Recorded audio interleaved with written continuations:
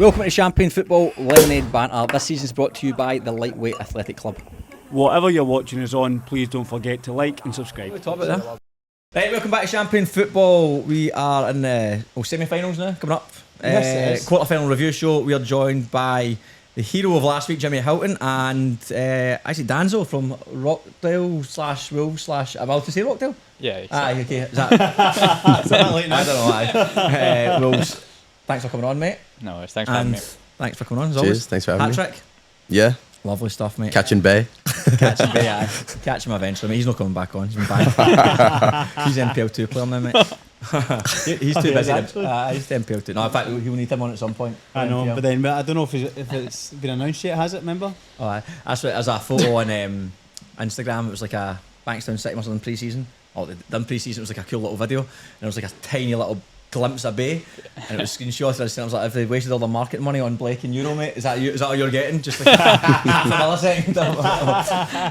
But I'm sure in the next 3 to 4 weeks you'll see a lot of clubs doing a lot of promo. People are saying that little announcements. I think with what Bankstown have done, I think it kind of sets a standard now. Like, they'll obviously take it seriously with what they've invested and the way they've gone about announcing players. Now it puts a wee bit of pressure on other clubs to do it as well. It's good though, it's cool. I know a lot of clubs have got more, like Spirit, who didn't have anyone, had Harry Falchi involved. I know, I saw him yesterday. He flew out to Melbourne. Brilliant man. So there's a lot of clubs. I think probably the only one we won't hear a ton from for a few weeks will be probably Marconi, because you boys are still in the Championship. But I think everyone who's done, you'll probably start to hear more and more come out. You're going to tell us what's happening at Marconi next year? Now, who they've signed? We got a game on Saturday, so we focus on that, and then the rumour mill can turn. Is your game on Saturday? So it's confirmed 12:30 at the Palace. Oh, nice. Yeah, so that's huge. Yeah. I'll confirm you. No, I'd love to go. I just need to some family commitments, so I'll have to be okay, of course. But I'd love to go. But no, it's huge. We were buzzing because the rumour originally was Jubilee, so we thought like, okay, at least it's in Sydney, like that'll be good. And then obviously when the fixture come out and it's at the Palace, we're like, oh my god. Why? You only top the group, but you're not. No, Heidelberg. Sorry, did. Yeah. So how does it go to the Palace? Was there any reason for it? We were just talking about it. Maybe Foundation Club, because obviously South got Lakeside. That is a rule. So, and then I think we got more points than Morton. So if that's like in the group stage, so if that's a thing as well, like South Melbourne got more points than Heidelberg. I'm not sure, but that is I think definitely Foundation clubs were getting home draws, and then it was going to who topped the groups.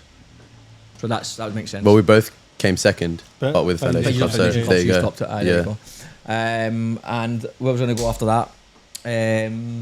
What were we talking about before we started talking a lot of shit? Oh, the transfer rumours. We'll get to a segment. Aye. We'll have a dedicated segment to that. We've had quite a few people, even people for Football New South Wales, asking us to do one. So we'll do a little transfer segment. And before we get into the football, we'll just have a general chat about weekend. Obviously, we'll get to your weekend because we watched part of your weekend on Friday night. Did you do anything Saturday, Sunday? Pretty chilled, to be honest. Saturday had the SBS watch along with the Dama. Oh, so you did that? How was that? Enjoy it? Yeah, it was good. I heard that him and Ollie Karats were fighting. Yeah, we had a bit of a scrap in the green room. Oh, what is that? No, he's a great guy. We get along really well. So, like, full credit to him for coming on. Like, obviously, he had a bit of a... Like, he actually played really well, but good. Emotionally, it would have been difficult. So, but no, he was top. He was good for it. And then, yeah, it's good fun. We got to see the Heidelberg... Metro. Yeah, we watched that game. Heidelberg were unreal, and yeah, it was a good time. Sunday, chilled. You used to just doing like volleys on each other's hands in the warm-up room, yeah. right? But we were proper geeking out. It's funny because before the shootout, like Adamo arranged it all like prior. The shootout's about to happen, and I was just smiling at Ollie like, well, we're gonna have a lot to talk about tomorrow, sort of thing. And then in the green room, we were like, oh, so what do you think about this guy? We were like proper geeking out over the goalie side of it. So it was interesting to hear what he was sort of going through, and what he was thinking about certain players. So. Yeah, were you cold sitting in the green room with no top on? Yeah, I only put it on this morning. I had to find the smallest one as well. I'm going to do something probably on Champagne Football, but the image that you posted or SBS posted, and it's like you on people's shoulders or something. All I kept thinking about was when you clothesline Dom Costanzo, and I'm watching that one. This looks like the end of a WWF fight. Yeah, and you're on the shoulder the Rocky Balboa. It's good because I had the gloves on as well, gloves and no shirt. So I was seeing it, and Flea just was saying like, you look like a boxer in that picture. He was saying you've never got to take your shirt off ever again. Like, everyone knows now. So I thought it was because of your face looks been battered a few times. Yeah, it felt like that. But nah. And Danzo, what your weekend, mate? Well, I had my own academy games on the weekend. But where are you playing? No, I have a coaching academy. No, so I mean, what competition would you put in? Sydney Premier League out in Blacktown. Blacktown IFA So it League. was, Yeah, so good. it was so hot on the Sunday. Yeah.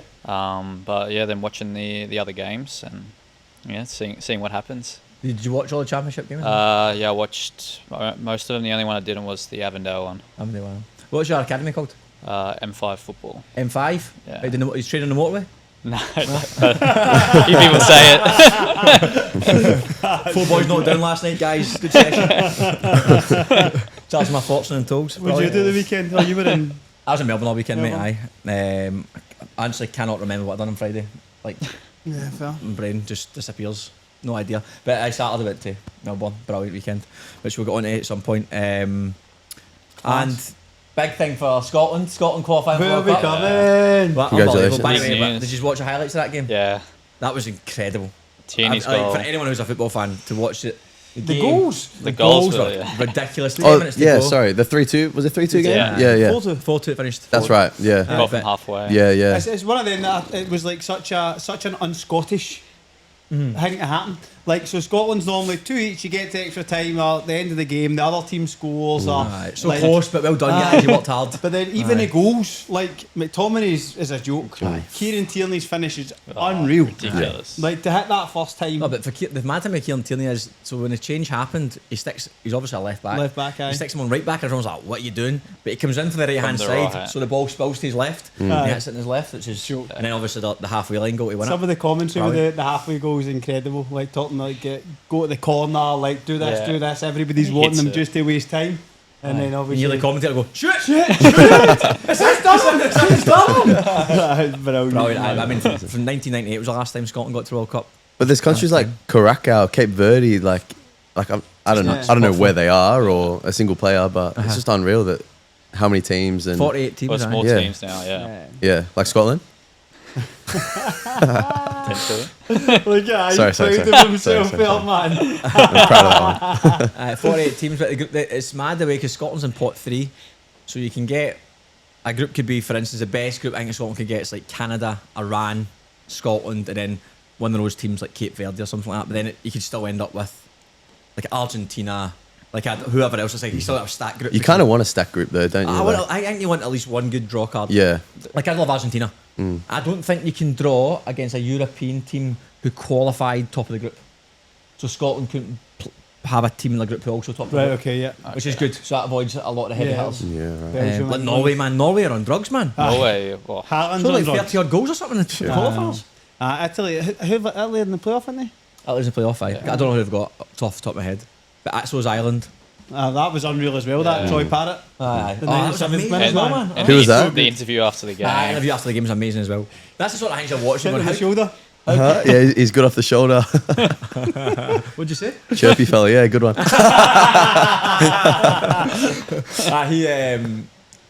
When he spoke, and obviously the Scotland game The happened, emotion. you just thought, like, how can you not like football, man? I know, man. How good was it? And then Andy Robertson did an interview talking about Diogo Jota. I know, I've seen that. It was mad, man. How those two And went to the that's World it. Cup. It is, I think obviously you forget sometimes that footballers are emotional. Like there's, do you know what I mean? You just look at them as You forget the people. Aye, Yeah. you do It's actually. just But his mate, his team, and But you look Like- at Liverpool's season and everyone's talking about, oh, they got a problem in this position. This like their team's stacked. Like their mate just died. Do you know what I Yeah. mean? I So know, that's true. no one really goes, well, they're suffering because Yeah, their mate's passed away. Do emotionally you know what I though, mean? Like aye. they must be all over the place. that is tough, man. Look at the definitely must be an element in that. involved Oh, in their 100%. performance Yeah. so far. and that's, I think it's one of those things you wouldn't even realise it's there. That like there's just something that's just going to hang Something out. would be heavy, Aye. just yeah. But you can't really come out and say that in an interview. Like, oh, you're doing so poor, aren't they? What do you think? Mate just died, man. Fuck's sake. Yeah, There's a break. Yeah. And I was like, no worries. Yeah. You can't really say that. So just, Yeah. you just need to expect it. But they've got a lot of players, new players as well, though. Like, for instance, Isaac, who's come in, Yeah. who hasn't, we all know he's good, but he's not really hit the ground running. Interesting. Prem's impossible to call, man. It's hard. It's It's Arsenal, hard. saying that Arsenal look good. They look Arsenal good do. again this morning, but they're so hard to call, man. And then you've got the Man City drop points again. Did you see the highlights of that game, Man City Newcastle? No, I saw the seen the result and highlights. didn't bother. Watch the highlights if you get a chance. There's even the 4-minute highlights. I think the first minute and a half, Newcastle missed 4 like sitters, and then Man City missed like 3 sitters. Then it's all Newcastle, and then obviously the goals start to come. But amazing game, Aye. brilliant game. Okay, right, we'll crack on back to the championship. Before we do so, we'll give a quick shout out to our sponsors, Premiership Experience. Am I doing it? You doing it, Chaz? You're doing it. Am I doing it? Okay. So Premiership experience with offices in Dubai, China, UK and now in Sydney, Australia. Premiership experience are leading the way in overseas travel. With links to clubs such as Barcelona, Borussia Dortmund, Ajax and Liverpool, we're able to put together the trip of a lifetime. We're partnered with Flight Centre, and so if you're a coach, teacher or director of sports programme, get in touch and we'll be happy to put together a package tailored for your needs. And it's not only football. We can take performing arts groups to Broadway, dance groups to London's Pineapple Studios, and winter athletes can go ski in Japan. All of our experiences are bespoke, so get in touch and see how Premiership Experience can help you provide the experience of a lifetime. Hit the link on our page or in the description box below. Beautiful. Right, we'll get stuck into Friday night's game. Friday night. Do you know something? The highlights were absolutely crap for us. Yeah, I agree. To start the first half, it was like 2 minutes to 53. I agree. And do you know what? It's actually quite... obviously, I've always got a bias towards keepers, right? Both Yes. keepers had saves to make. Like, a fair Yeah, they few did. saves to make. And there's maybe 3 saves in the highlights. Same with the highlights against us with South Melbourne. We had two good chances and not a single Not chance was shown. shown. Oh, Not wow. a single highlight was shown for Spirit. And didn't show you Kyra's red card moment either. No, maybe that- that's because they effed it a wee bit. Right. You know what to swear now? I don't know why I said that. I just, it just rolled off. Maybe I looked in the background and saw Jensen and thought I better not swear. So we'll press play on this. But just I was saying it off air. See, for me, this is like such a good advert for the championship. Like this game as a whole. Oh, I didn't see the first half. I heard the first half wasn't great to watch. That's what I get told. It wasn't quality wise, but it was very intent. It was quite very Yeah. open. There was chances Yeah, it and was very yeah. open. So I think, What I seen like the last 10 minutes. Then I seen extra. I thought brilliant to watch. Aye. It was definitely nervy to start with. Like, obviously, you feel like you don't want to lose it in the first half. Like, you just Yeah. want to stay in the match. It's But a funny game, but how did you feel playing against another New South Wales side? do you know, it was like good head. Well, that they- Great. He had a good game. yeah, it was very good. I they thought as played well. a bit differently. Like it, Oh, did they? yeah, like a bigger pitch. Like it didn't feel like we were playing RP. Like, obviously, they're great opposition, but you look up and then Dom has got the ball, or I don't know. They brought in a few players, Dom and play? Unlucky here with How his did thing. Dom play? Dom was good. Just yeah, I think everyone so. was good. I Like think Dom was trying too hard. Do You you know got, what? you got a yellow early on as Yeah, well. just, Yeah. it was a lot He's very emotional. I think. unlucky with that chance there, by the way. yeah, but who was it who did well? H, I think maybe. By the way, This is your big save. Franco Farinella is superb. Very, very good. He's so good. So very good, good. man. I love him as a player. Does he start enough? Does not start enough. Decent save there. Maybe should have caught it, but good save. That's a great little ball. Those ones that just get hung up. I know, Hard to aye. defend. Late run in from Farinella as well. Good header, And good look, save. again, like I was, to be fair, for what I was just chatting to people, I was like, "How's the game going?" Like, oh, like Apple looked the more likely to score. So when I flicked it on, this is when I flicked it on, just as Marconi scored the goal. It's a good ball in that from. But like- from Great What's Big Burnley. Kelly doing? But do you know they get there's a touch. oh, is that right? There's a touch from the person in front of him that seems to take it off his head. He started that whole thing though there, Mate, and then he's gone and finished it. Like, he come on and he was a joke Yeah, for but He's us. a good literally player. 2 minutes Unreal, after he innit? came on Aye, as well. Busik's good. I like Busick. Oh, Chaz. What are you saying, Chaz, for? Ocean with David Attenborough? This looks good. I'm excited. Yeah, 100%, man. So we've got an add-on. Sort of off again. 81st minute, see, I can actually hit the crossbar with a corner. Can be actually hitting the 8th penalty. What's that all about? But he pulled up before. I think he was sore. Yeah, was he? he pulled up. Yeah. He was Yeah. down, injured for a wee minute. With me. What were we saying about that? Nah, but he doesn't I was- contact him. I'm just asking what you said Yeah. with it. Oh, sorry, nah. Fucking hell, Cam, didn't mate? There was no contact. His red card was coming the whole game. So he did not touch my toilet? I think from the replay. I think it's it more the didn't look like he intent, did. probably. It was that he's obviously tried to smash the football and missed him. It's a funny one, those ones. The last 5 minutes was nuts. That was. Yeah. Absolutely nuts. There's obviously this moment here, which was. And a shout out to the young boys. Noah Anderson's done really well Hey, here. both of the young boys for wee Oscar for Appia as well. Tremendous, both of them. Unreal. Hey, what are we saying about this? It's a great tackle. What you I saying, don't- Danzo? I don't thought- think it's I a think he pen. gets the ball. Yeah, I don't think it's a Yeah, pen. he gets the I Yeah, ball. think he gets the ball. I thought because I was there and I thought it was a pen straight away. And then when you see the replay, replay. I think that he It's does, very he does close, well but- to get the ball. And then the next, the goal, which we'll see in a second. I like this recard system, but we'll talk about this after. Yeah, I like We'll it as talk about. well. I actually had a chance to use it quite a few times yesterday. I'll He be gets his involved. toe on the ball. I mean, I still think even watching that multiple times, it's still hard to say for 100% tough. certain. Yeah. But I would say, if I had to just give a call, I would say no, I don't think it was a foul. Yeah. But I don't think it's easy to give a call, man. He was unreal. Kelly. He was He's just brilliant. a big guy, Yeah. man. And he's so fast So and physical. powerful. And if you're a centre forward, I always think as a centre forward, it's obviously you want to be a good defender. But if you can be like, This was a great undressed, shot. but This was a big no chance. Anderson again. Yeah. Because comfortable, but not safe. Should be saving that. It was a good. It was a I'll good give him save. some credit. I can't just get. It's like say a good pass 5 yards. had a He should good be fucking height. directing that pass. I mean, he should be saving that fucking shot. That's actually, yeah, good point. Oh, what a save! Unbelievable. That. Here we are. Here we are. Oh, yeah. Nice one. Oh, high speed meters. Look at this. He's your Kelly's That's off Kelly man. as well. He's an athlete, man. Yeah, he had a header in the first half. It was like the 3rd minute of the game. Oh, It was like a oh my. 50-50 one. It was so nervy going up for it. Good He's Bobby a Cook. machine. Very good ball. This.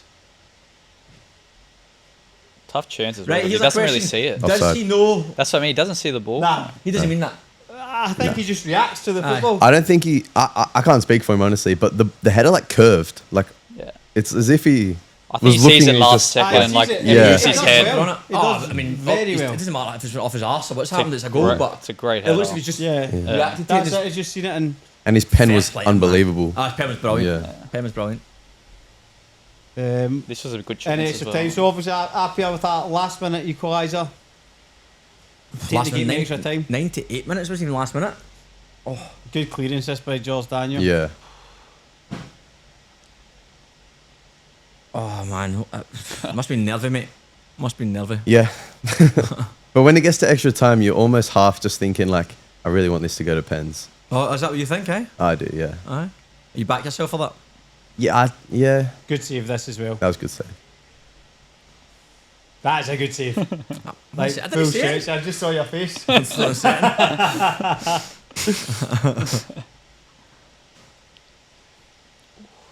I just think you'd be asking questions if you didn't say that. Yeah. And this is like the last 2 minutes of the game. Oh, this is Lockie Lockie's Griffiths just chance. by the post. Oh, Took a deflection. Yeah, he claims it was going in. So Of course he does. But with his reaction, it looks like And that then might have been no. the case. do you speak to Griff Frank much? what? Do you speak to Griff much? Little bit. Not as much as you do. Franco Maya got his second yellow card. Which You is can see that- Swivel going off as well here. I just thought with that, like, just hang fire for 2 minutes, I know. mate, man. Emotion. Hard. Penalty I mean, the shootout. penalty shootout was a great penalty shootout, man. First Sean pen now. Simmons, first pen. Very first surprised. save. Honestly, I'd have lost a lot of money betting him to score that goal. I thought I'd Aye. have scored the pen. Cheers for the faith. I think I was rate 6 Simmons. That's a great pen. Aye. Yeah, full credit to the lads. Like I was saying in the interview on the pitch, I felt so bad when Arpia would score. This was a good And pen then- as well. Great pen, Someone would I step felt up. bad when they would score. Because then I felt bad for the lad having to step up to keep Oh, us right. in it. Like, I good think save, that's that a question, but that's not That's a second as good well. one. That's a great save as well. That was a good save. That was a fucking great save, mate. thank you. And that's the last compliment you're getting. I was watching that. I was like, what a fucking save that was. Surprised he missed as well. Harry, yeah. Because he can strike a ball, man. He scored about 5 the night before against me. It's a good hard to- pen, this. That's the thing with Yeah. penalties. People say, "Oh, did you practice them?" So you can't replicate that. No. You cannot replicate the nails you'll have having a pen there. Well, I practiced my pen. This was good. I practiced my pen 3 nights on like 3 times on Scalping it? Thursday, and I hit the crossbar twice. I sent one into the pizzeria, and then It's a good pen as well. yeah, Some of the pens are actually really good. I don't know. I don't know, man, with pens like that. But I just think if he dives the right way, you go, That's ah, right. oh, what a save. I But, know what you mean. That's a good pen. that's a great pen. Right in the side net is great. Side net and top bin. That's the one. No that- Anderson there. He's went early, isn't he? Oh, he's He gonna be saves that it's disappointed. over.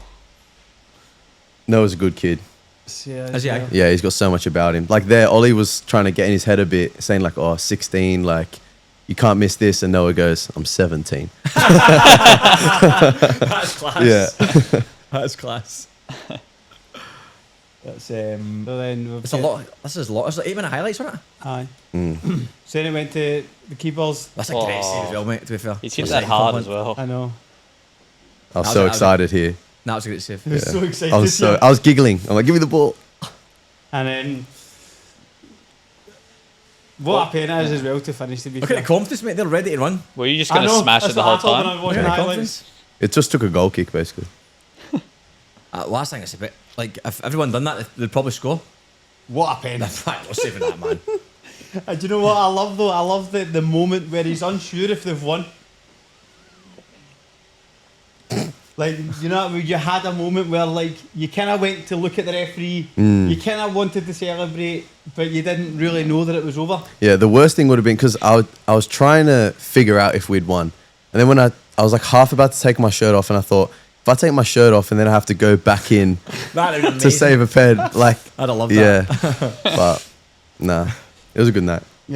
But looking at it, obviously the highlights it doesn't show you all. Both assistant coaches get sent off as well. Yeah. That's right. Sorry.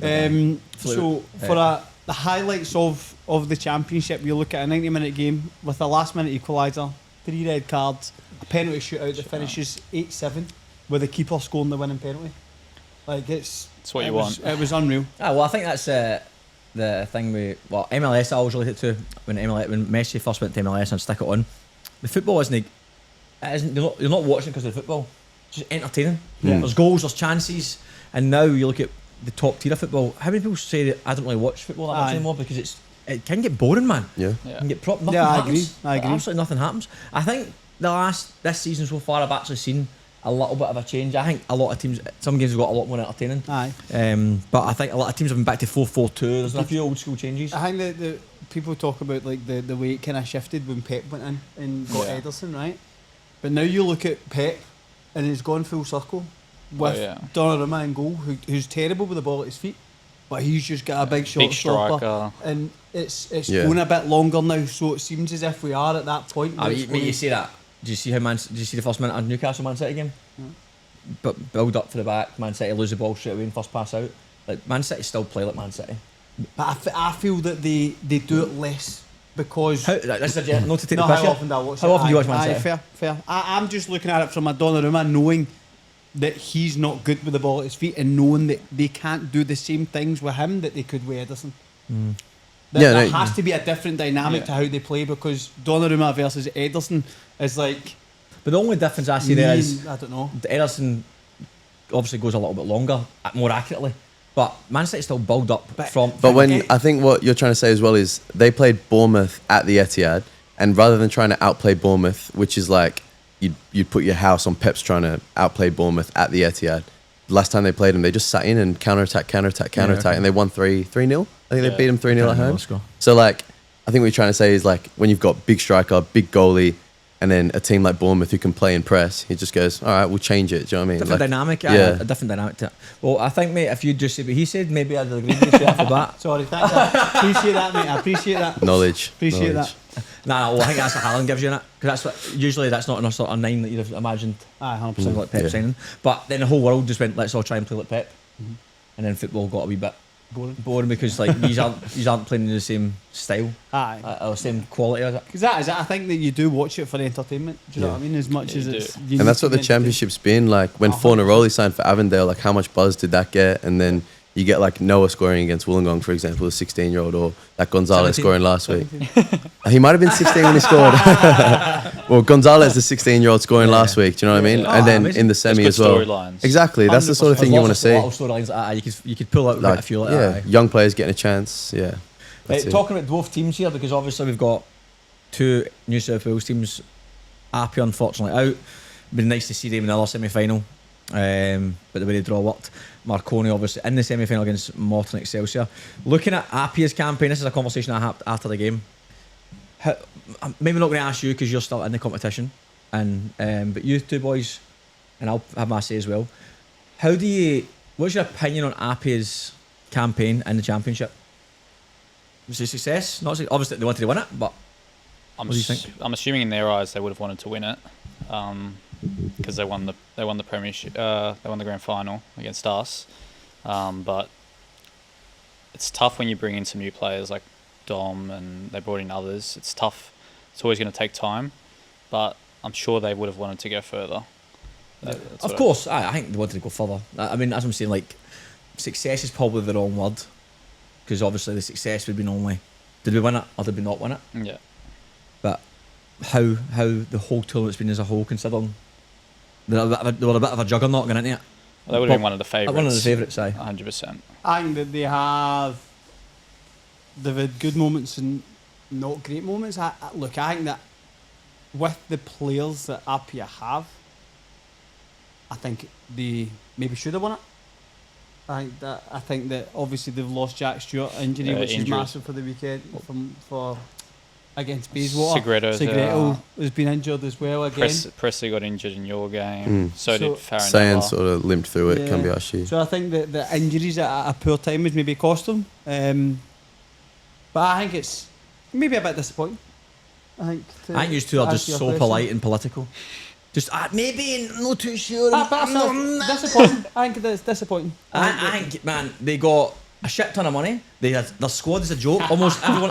This is what I might as well say it because no one else is going to say it. Shit ton of money.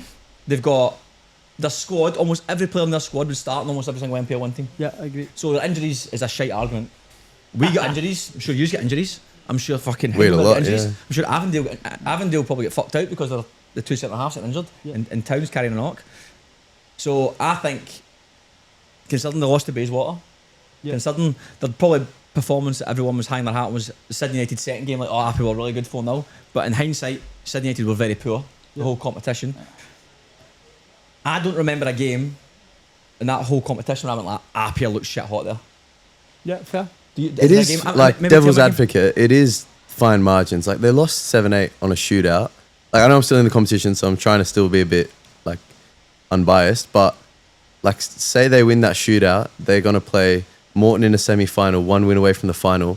That would have been a successful season. Do you know? Like it would have been a successful campaign. But they topped the. I know, but I'm saying fine margins. Like I know fine margins, but I don't think there should even been the finer margins because I feel like the build up into this, all I heard, my point being, like, I don't want to sound like I'm against Apia because there's loads of players in Apia who I know who are fucking brilliant players, legends. In my opinion, they're probably the strongest team in the NPL 1 going into next year as well. I think they'll probably be favourites. Franco's a legend, they're all legends, but I think if this is going to be a Champion Football Show podcast, honest assessment, conversations that I hear every single person talking about, no one fucking just says things out loud. The reality is, they've had a lot of money, they've got their team's a joke. Yeah, I agree. The quality they have in paper is insane. Every time, what did we say after the first game, Metro Stars? Dom Costanzo off the bench, Cambiashi off the bench, Segreto off the bench. Fucking this is unbelievable. My point isn't like, yes, they could, Marconi are a high quality team that could easily beat them on their day. But they played Bayswater, who, if you asked before the tournament, should Apia beat them comfortably both games? Like they did the second game. They lost away from home. Metro Stars, who just got fucked 6-1 off Heidelberg. They won, it was a home game. They 30 minutes to go, they acquired those in-depth strike at the bench to come off the bench and support them. They scored in the 93rd minute or 94th minute with Dredden Kelly with a header. Yeah, to draw. Sydney United at home, they won 4-0 comfortably, and what I heard was they played well that game. Yeah. But Sydney United, as we've seen, didn't perform that well. At Adensa, was it 2-1? It was fucking close. Yeah, it was. Close game. Yeah. Marconi game, they scored in the 98th minute to nick an equaliser. Yeah. Again, yes, it could go both ways. Of course, it could. Tight game, fine margins. But to not even get to the semi-final or final this was discussion. What was the points in the group? 13? 10? No, 13. Anyway, They topped the 13. group. Yeah. Top of the group. Yeah. It was fucking tight. Went to the last game. I don't think they had the hardest group, in my opinion. Yeah, probably fair. So look, somebody might say, "Oh, you're against it." I'm definitely not against Apia. I think a quality side, quality players. I just expected way more. And at the start of this competition, they're my favourites to win the competition. I said I think they'll win the competition. I think they were underwhelming. Yeah. Don't know why. A million different factors. Maybe some of the teams surprised them, like Bayswater away. I mean, not going to discard the fact that travelling to Perth would have been tricky, because even us travelling to Canberra, you're exhausted going to Canberra. Yeah, so that'd have been a nightmare for them. But I just think, for the negative press that Olympic got, that United got, that even Wolves got, and the amount of little comments we got, like, I can say personally for Spirit, like, "Oh, you're fucked now, he's lost a few games," and all the rest of it. I've not heard one person say one thing about Apia. Not a single thing. Yeah. And I just see it as a little bit of the golden child syndrome. I'm like, well, can someone just, like, even used to answer the question? Maybe, but maybe, I'm not too sure. Just fucking say it. Because next week they could go and scud someone 5-0, but Apia are unbelievable, they were superb, and they got all the praises when they beat you guys in the final, because they were brilliant that day. Yeah. But I just think, and you're all sitting in silence as if I'm saying something. I'm just laughing because you've proper went for it. But you're right. I think that, like, I'm saying it because I speak to people all the time, and this is the stuff people are saying. You're right. So for me, Apia are very off the cuff. I think that when they do good things, it's individual moments of good things. Do you know what I mean? Which, with that team, I think they should do a lot more in terms of, let's say, playing through the thirds and creating chances. I feel that when things do happen, it's a Jack Stewart moment of something amazing, or it's a Costanzo does something, or a Kambayashi does something, or a Sean Simmons free kick against Sydney United. I think it's players having moments as opposed to. I always think Up is one of the better ones because they've always got heaps of depth up front. Aye. I think the injuries to Jack Stewart and Segredo and stuff, usually they score a lot of late goals. I think them not having that same depth off the bench, instead of bringing on Segredo, they're bringing on Gonzalez, who's a 16-year-old kid, even though he scored. It's not the same if you're a Marconi defender, for example. I think their depth is what usually always gets them over the line, because player for player, they've probably got the best squad in the league every year. Oh, they have. The squad's the players in that squad are amazing, man. Yeah. They're brilliant. There's not Absolutely a weak spot in that team. I don't think they've, to your point, individual moments, winning games late, the depth, they can't rely on the bench. The depth usually gets them out of trouble. Watched Heidelberg that you said, they were incredible. Bossed it. Like, when Avondale played against us away, they were like, watch that. I'm like, Avondale are very good here. Yeah. Like, I've not seen that from Appy. In this tournament, I'm not talking about in the MPL last year. In this tournament, considering the players they've got, and by all means, what I need to say from a compliment standpoint, for what I've heard around, they've done everything properly behind the scenes, like preparation and all that, cannot be faulted. But I think, as a whole, looking at that, I think they were, in my head, were flying the flag for New South Wales because they had everything, all the buzz around them.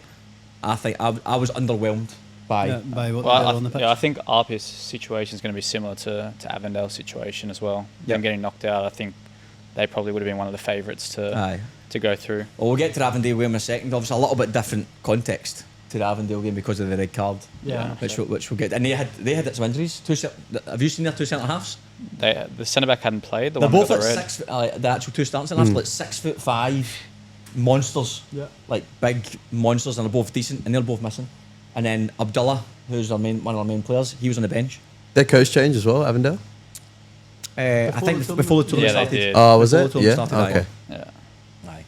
Aye. Let's get to Avondale. This was probably the biggest shock, eh? By far the biggest shock.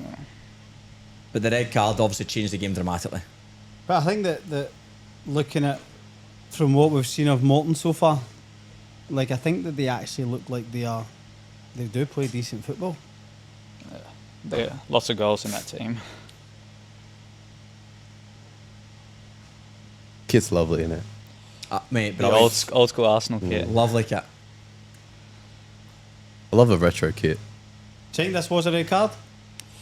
I think it is. I think so. I think so too. I was just asking. I think so. I think number 2 is going to get across in time. Yeah, no, definitely not getting across in time. The only thing that might sway it is whether or not the keeper's going to get to the ball first. See the moment that they scored that goal against you, Jimmy, they got the Oscars goal, and I think Seka was going to ask for the thing, mate. Did Anton go up and say don't? I don't think so. I think someone said it wasn't offside. The control was brilliant, isn't it? But I went crazy. I said just appeal it. You may as well, because you get an extra one in extra time. Yeah. So Morton went 1-0 up. Manos made a good save and the ball's rebounded. Oh, that's touch. Touch. Yeah, they've got to be frustrated. One long ball over the top. I'm just saying because a lot in our squad, the general consensus was he didn't. But then I thought he did. I think he does. He controls it well with his head. I think the goalkeeper needs to go with his hands here. See here. Just fly across it. Just go. And just sort of hit it. Go, This was nice play. Mate, after they get man sent off, some of the football matches we played Morton played was tremendous. Absolutely tremendous. Play. Third goal was a joke. Third goal was excellent. But the third goal was one of them that it's almost taking the piss out of it. By the way, the two Japanese boys look so similar in terms of the hairstyle and everything. I thought it was Murai and Kojima? Kojima, I think it is. But brilliant. Absolutely brilliant. That was, to me, as soon as it went 2-0, I was done. That was it finished. But then this is the best goal. This is the best team. We spoke last week, a good team goal. This is the best team goal of the tournament. I think the one in the first round was better than this. Oh, I think so? Yeah. I loved the extra pass. It's just funny because all the defenders go, man, with the pass. It's a great wee touch, bounce back, bang. That's the one there, bro. Cheers. They're doing shuttle runs. Oh, you're raging, man. That's your head goes after that. Aye. I'm not happy. It's 3 goals in like 9 minutes as well. Oh, that's devastating. The two defenders. It's one of them. You're just like, oh fuck. That flick is just it's so nice to watch, isn't it? It's a great finish as well. Yeah, it's a good finish. Hope they have an off day on Saturday. Well, that was that 3-0. This is, I mean, Morton at this point, I know Avondale will get their goal, but Morton at this point, no, they're through. 10 men, 3-0 Aye, up. 3-0 up. 20 minutes to go. Then actually, like, but the last 20 minutes, Avondale, you know that way sometimes teams just naturally drop off because they're winning 3-0. Avondale looked to be more dangerous. Well, there was Chanchy and Jack Chanchy came on. He just created that goal there. I've heard that him and Abdullah are going to Preston. Oh wow! If that's true or not, I don't know, but that's the old rumour mill saying. Well, that's where their Lucas coach went. Hogan, he scored just after Their coming coach on. went that to, Aye, that's from right, Avondale to Preston. And that was it. That was the consolation goal. I really like Carpenter for Avondale. He's a good player. Towns, middle of the park. I don't know. Did he play? Who's that? Towns. I didn't see too much of this, so I'm not sure. He's a joke centre midfielder for them. Yeah, you just Brilliant. said that when you played against them. Aye. That's what I'm saying. They were missing a fair. It wasn't the like a super strong Avondale side because they were very. I fancied them last week. I thought would have won it, but I didn't expect them to play the team they played. Probably 4 of their best players didn't play. It's interesting. I wonder why. Well, I know that Abdullah. I think Abdullah didn't start because of the potential rumours to Preston. Right. Okay. Yeah, I saw that he signed somewhere in Victoria. Oh, has I it? don't know if I saw Green Gully or something, but I Oh, could really? be wrong. Okay, I heard it was Preston. Him and Chance went to Preston. Could be wrong, but that was apparently why he didn't start. Right. I think the 2 centre halves were injured, Right. Okay.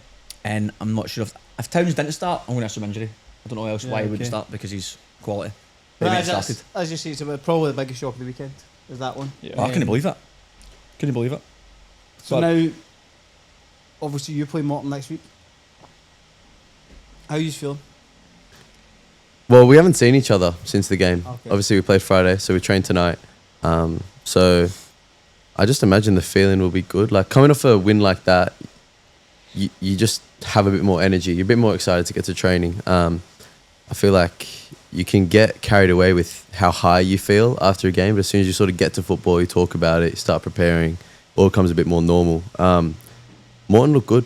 Like they remind me a bit of like a Blacktown type team with like a 10 and a 9 that sort of both play off each other. Like Blacktown maybe 2 years ago, when they sort of had like Danny and Mitch Malia sort of going at teams with those 2 Japanese boys. But look, we'll have to sit down and properly have a look at how we want to set up. But you know, getting them at the Palace is pretty big. Like it would just be nice. Afternoon game. Do you think probably too early to say the weather what that's going to be like? But 12:30 kickoff. What would you say? 12:30? Yeah, 12. It's Yeah. not meant to rain all week. I'm talking about the heat. Oh, okay. 12:30 is peak heat, so hopefully it's like 25 or something like that. Yeah, not hopefully. like fucking 33. It'd just be nice in front of our own people because we played that Heidelberg game at home. That was our last home game, and you kind of at that point are going, well, it looks like we're going to finish second, so you don't really assume you're going to get another bite at Yeah. having a game in front of your own people. Yeah, so true, like something about just playing at the Palace is so nice. So buzzing, that's where it is. Yeah, Have you got a full squad? I think. Franks is suspended. Yeah, of course. So we'll see who comes in. Like it's kind of up for grabs, his spot, I guess. So. Yep. Who would be the usual sort of suspects in for that Well, position? we've got the whole bench could sort of play in that position. Right, okay. You got Noah, Busek, Swibs, Truey. Like Busek's going to be front in my head after scoring the goal and having the performance he did. he was very good. He was Yeah, good, he was he was very good. good. But I wouldn't put it past any of the lads. Like when we train and we play SOS, it'll just be whoever's probably training the best will get in. So yeah, it'll be interesting. Looking forward to it though. I'm so excited. You've got to go on his favourites, eh? I don't want to say. You that. want to say that's fair enough, but I think so. they've got Yeah, the I'd say favourites. that's No disrespect to Morton. At home, Marconi, at home as well. At home, like Marconi, obviously a big club. But then I think that you look at Morton in the past 4 weeks have been massive for them, eh? Like they beat Bayswater in the kind of return fixture there. They beat Sydney? Was it Bays? No, it wasn't No, it was Bayswater. Metro Stars, I think. Broadmeadow. They beat Broadmeadow and Yeah. the They drew with No. South Olympic. Melbourne. And they drew with South They drew Melbourne. Olympic in the last minute. Yeah, From the header. And then That was a big moment. the South Melbourne next week as well. Mm. 3-3. At home. That was in the bad weather where it got delayed. That was a 3-3 game. Yeah. Last game. Oh yeah, They 'cause needed a the point to Olympic go were through. 2 It was a goals up. Friday night game. Yeah. So in terms of that momentum now, there's big results. Sort of. Well, they've definitely got goals in them. Like they've scored 3 Yeah. in their past 2 games. Yep. So I think Yeah. the main thing you look at is those 2 Japanese boys. The 2. Well, 2 of them scored the 3 of the goals. So So that, like you play against 2 Japanese boys in one squad, you're always in trouble. yeah, You're always in trouble. yeah, 100%. They just always got that wee bit of magic, especially if they're playing close together, man. Yeah. Well, that was like playing Spirit this year. Nah, That's exactly what it was like. 100%, yeah. I think these 2 both play through the middle though, don't they? Aye, So they do. hopefully we can Yeah. put a few bigger lads around them and just see. Man. Well, we'll see. Yeah, we'll see how we set up. But But it'll be interesting because again, like Morton have got nothing to lose. They're away from home. And they're not probably expected to win from most people. Yeah. And that sometimes works in your favour. Oh, definitely. Isn't it? aye. well, that's kind of how that's where we were sort of set up going into the Apia game. Like off the back of the week before, no one really thought we had too much of a chance. Everyone was tipping Apia. So What happened to you before? can't remember. I think you spoke about it last week, so we don't need to talk about it again. But you get in that frame of mind where You would have top that week, didn't you, against Wolves? Did you wear a top? You kept your top on. I against think, who? yeah. Against Wolves. I don't remember. I think I burnt that top. I actually got rid of those gloves as well. I got rid of the gloves and I said, if I can avoid it, I'm not going to wear that kit either. So, but yeah, going into the RP game after that result and everyone sort of like writes you off a bit, it's kind of a nice place to be. You Yeah. know what I mean? When Oh, you, 100%, it's like back against the wall. Everyone within these 4 walls is all we've got. So like we know that if say we're the bookies' favourites, that's how Morton will be feeling, and that's where teams are dangerous. So you can't. Well, mate, at half time, me and Subby, Grant Common, were watching the game on our phone in the bus, and there was $6.50 at half time. Oh, And then I haven't done it to 10, and there was still $3.50. Are you allowed to gamble? Wow. I'm allowed to gamble. I'm only gambling. It comes up on the screen on your phone. Okay. Aye, on the side, mate. Don't worry. Don't panic. And The saying QR vote for who you think will win. Is that the one? The QR that- code. Nah, that's that SBS live show thing, is it not? Championship. I don't know. You know, apparently. I tell you $3.50, and then I 10 men, and then obviously when it's going to go, I don't know what happened after that, but man, $3.50 with 10 men, With 10 men. $6.50 Aye, with bizarre. at half time and 45 minutes to go. That's mental, That is. absolutely mental. But I think you'll be favourites here in this game. But interesting, and both games on Saturday. Yep. yeah. Yeah, the other one's after us, so we're the early kickoff, and then is it 3:30? I don't know. I think they Dunno. space them out so they don't overlap. Overlap if Yeah. there's extra time. Oh, for TV. Oh, yeah, okay. A longer gap for extra time and penalties. Yeah. Have you heard how they're doing the final? So it's going to be after the World Cup draw. So the Yeah. World Cup draw I happens uh, in the did see that. morning, and then So what time's kick off? Like 3 o'clock or something? it'll probably be at 12:30. I'm guessing. really? I'm not sure. We just don't know Yeah. what it is yet, do we? No. We'll see. Interesting to see what it is. It's got to be one of like Lakeside Jubilee, Yeah. one of the good stadiums, surely. Mm. Yeah, it's interesting. I wonder what they'll do if obviously it's just say Marconi, South Melbourne. Don't know. Toss You're that coin. going to have to go Sydney or Melbourne. You Well, can't you have both hope teams it's not in travel. Lakeside to, yeah. because Aye. yeah. You don't want both teams travelling. It's just stupid. No, 100%. And then even for the crowds, it doesn't make sense. But Nah, exactly. sound well. We will go on to speak about you, Mr. Danzo. First things first. You can only watch one movie. What would it be? And what would you eat while you're watching it? I'm more of a TV show guy, but I'll go probably Wolf of Wall Street, Yeah, okay. and then probably Maltesers and just popcorn. What do you Mixed. go? No, just one and then the other. Come on. Can't have it man, mixed. Come on. Do you do that? What? You put Maltesers I put inside. M&M's in. Ah, so there's no Maltesers. But it's the same concept. It's different food, but It's very true. Fucks me there. So then, song you'd sing in the karaoke. Whoa. Did you have to do an initiation at Wolves first of all? No, Didn't they have to do one? no. We have to. Do I do one one at Rockdale when I first went. We have to do one now at Rockdale again. No chance. I think that has They to be a haven't thing. haven't played a game since. But you still left and came back, so it's like a new player. No chance. Wiggs obviously you're saying Wiggs will be Wigan. doing it. He always sings Gimme Gimme by ABBA. I have to ban it then. Don't let him sing it. That's the only one I want to sing. Gimme Gimme. What did you sing in your I initiation? think I sang Sweet Caroline. I think. Get everywhere they go. Yeah, but they stitched me out. They put me in front of. It was at like the SAP presentation. There was three, and they played no music. It was just me on the stage with the microphone. Because Lockie Constable came at the same time. he didn't sing it, so it was a $300 fine, but he rolled the dice and he got ×3, so he paid a $900 fine for 30 seconds. You just sing, don't you? You just give it a good Nice. crack. Like $900.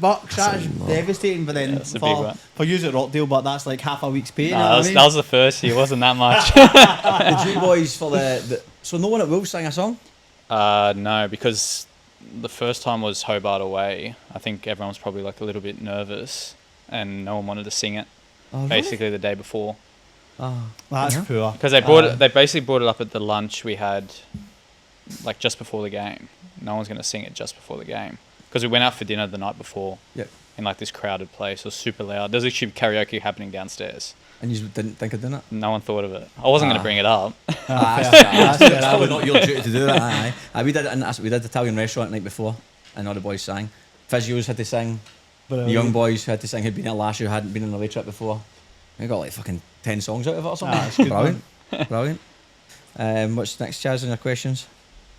What is this situation you've added? Don't know. I just decided I'd add it in. Yeah, one day. Always changing, man. Just I a new. like changing it. I get excited when I'm doing things. So I just add things in. I'm not gonna be prepped for I just this. see this on the day. So if you had one day left on Earth, how would you spend it? Oh, that's a deep question. I know that's There you go, mate.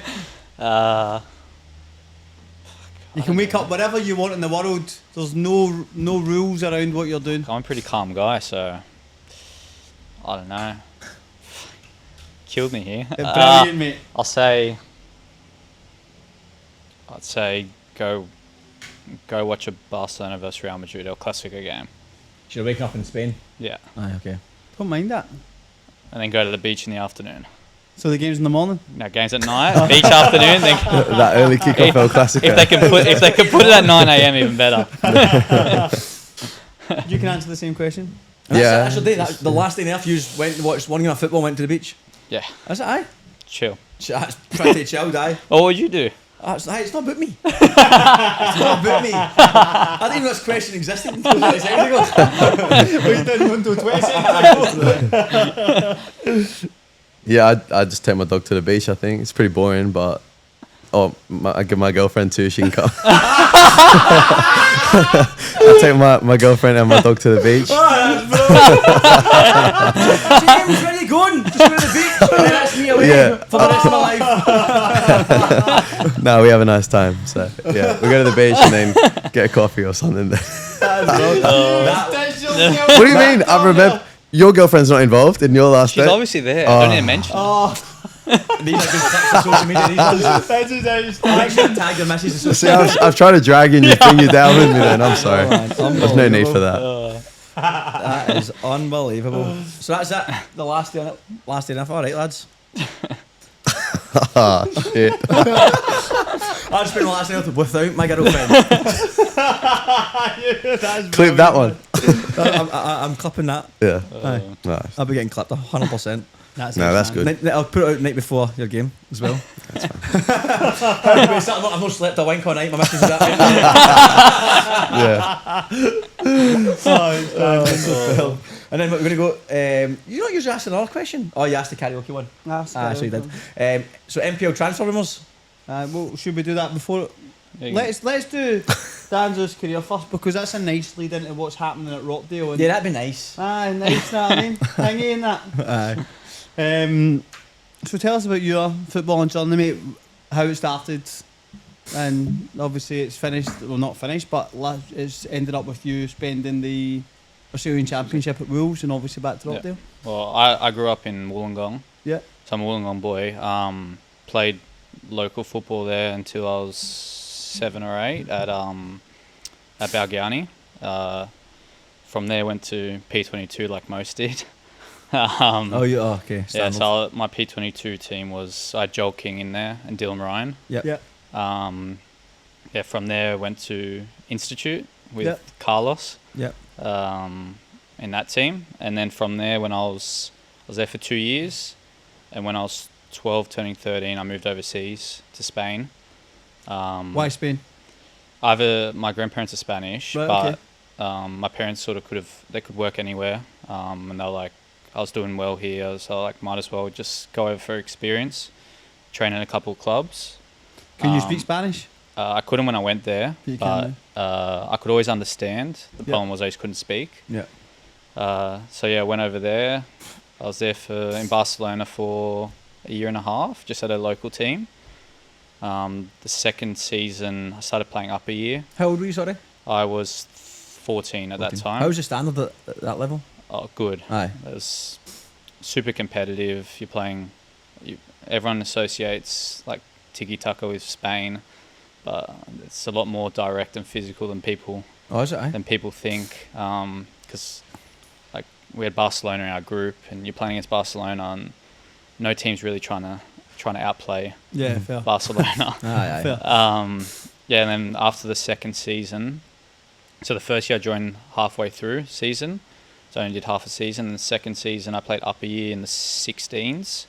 I was 15, and from there I had a couple of La Liga clubs reach out to invite me to come train. I went down to Levante for it was like 2-3 days, and they signed me straight away on a 4-year deal. So 4-year deal? yeah, I was 16. Fucking hell. Wow. So and then from there I was Is Levante La Liga at this point? yeah, Aye. La Liga. They went down. I was there for 7 years. You were at went Levante for 7 years? yeah, Fucking hell, didn't know that. from 15 to 6 to 21. Wow. Yeah, they went down once during that time, but they were in the top division for the rest of it. And then yeah, I was there for 6 years when it was going up in the age groups, because there they pair their youth system's a bit different. It's done by like 13s, 14s are together, 15s, 16s are together, and 17 to 19s are together. Yeah. So you have your whole club playing in like Division 1, Division 2, Division 3, but if you're a 17-year-old, you could play with the 19s Yeah. in the best age group. And then from there, had a really good under-19 season. My contract was finishing, and had a couple of clubs interested, a couple of Premier League clubs interested, and then there was an option in my contract that I didn't know about at the time, which was the club had an optional 2 years on the contract. They could trigger without me knowing, like without my consent, and they triggered it, and I ended up staying and re-signing again, and then basically in the space of a year and a half, all new people came in, it all changed, and then that's when COVID hit. So could a club who came in for you not buy you out of that contract now? No, because one of the main reasons they wanted me was because I was free. Ah, and okay. Yeah. I was going to Ollie Roo's camps at that time. I was 18. Yep. So then as soon as they triggered it and they had to pay, they just pulled out basically of the deal. Mm-hmm. So it could have been Wow. different. So what clubs were interested at this point? The main one was Man City.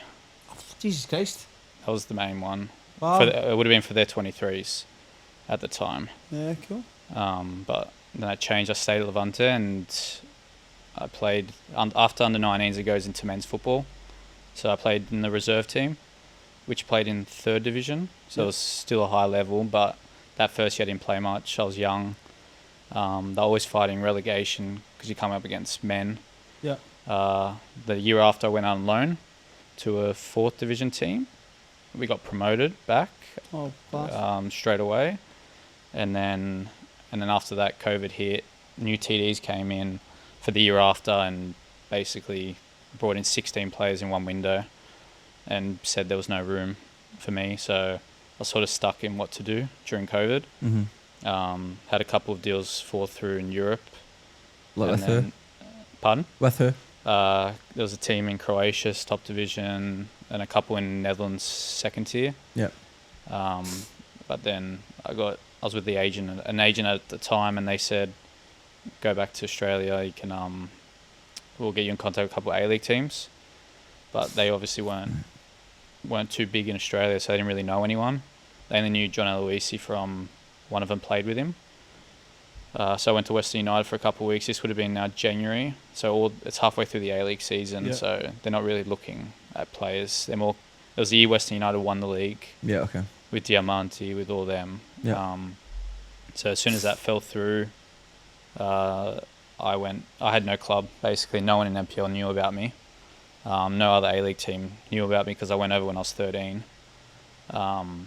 So I ended up knowing, I knew the TD at St. George, Jan. He's the one that had me at Institute. He said, I'll come down for a training session. Mark was the coach, Milligan. I did a training session, and then I went to Newcastle for a couple of days, came back, and then signed at St. George. And then the year after, I went to Rockdale. A massive fucking... Went from Levante to St. George and like that. Played the So window. I went from March of 2022 or 2021. I got picked in the Olyroos squad, and then 7 months later, I was playing NPL 2. And did you notice a big difference between Levante and St. George? There's a bit of a difference.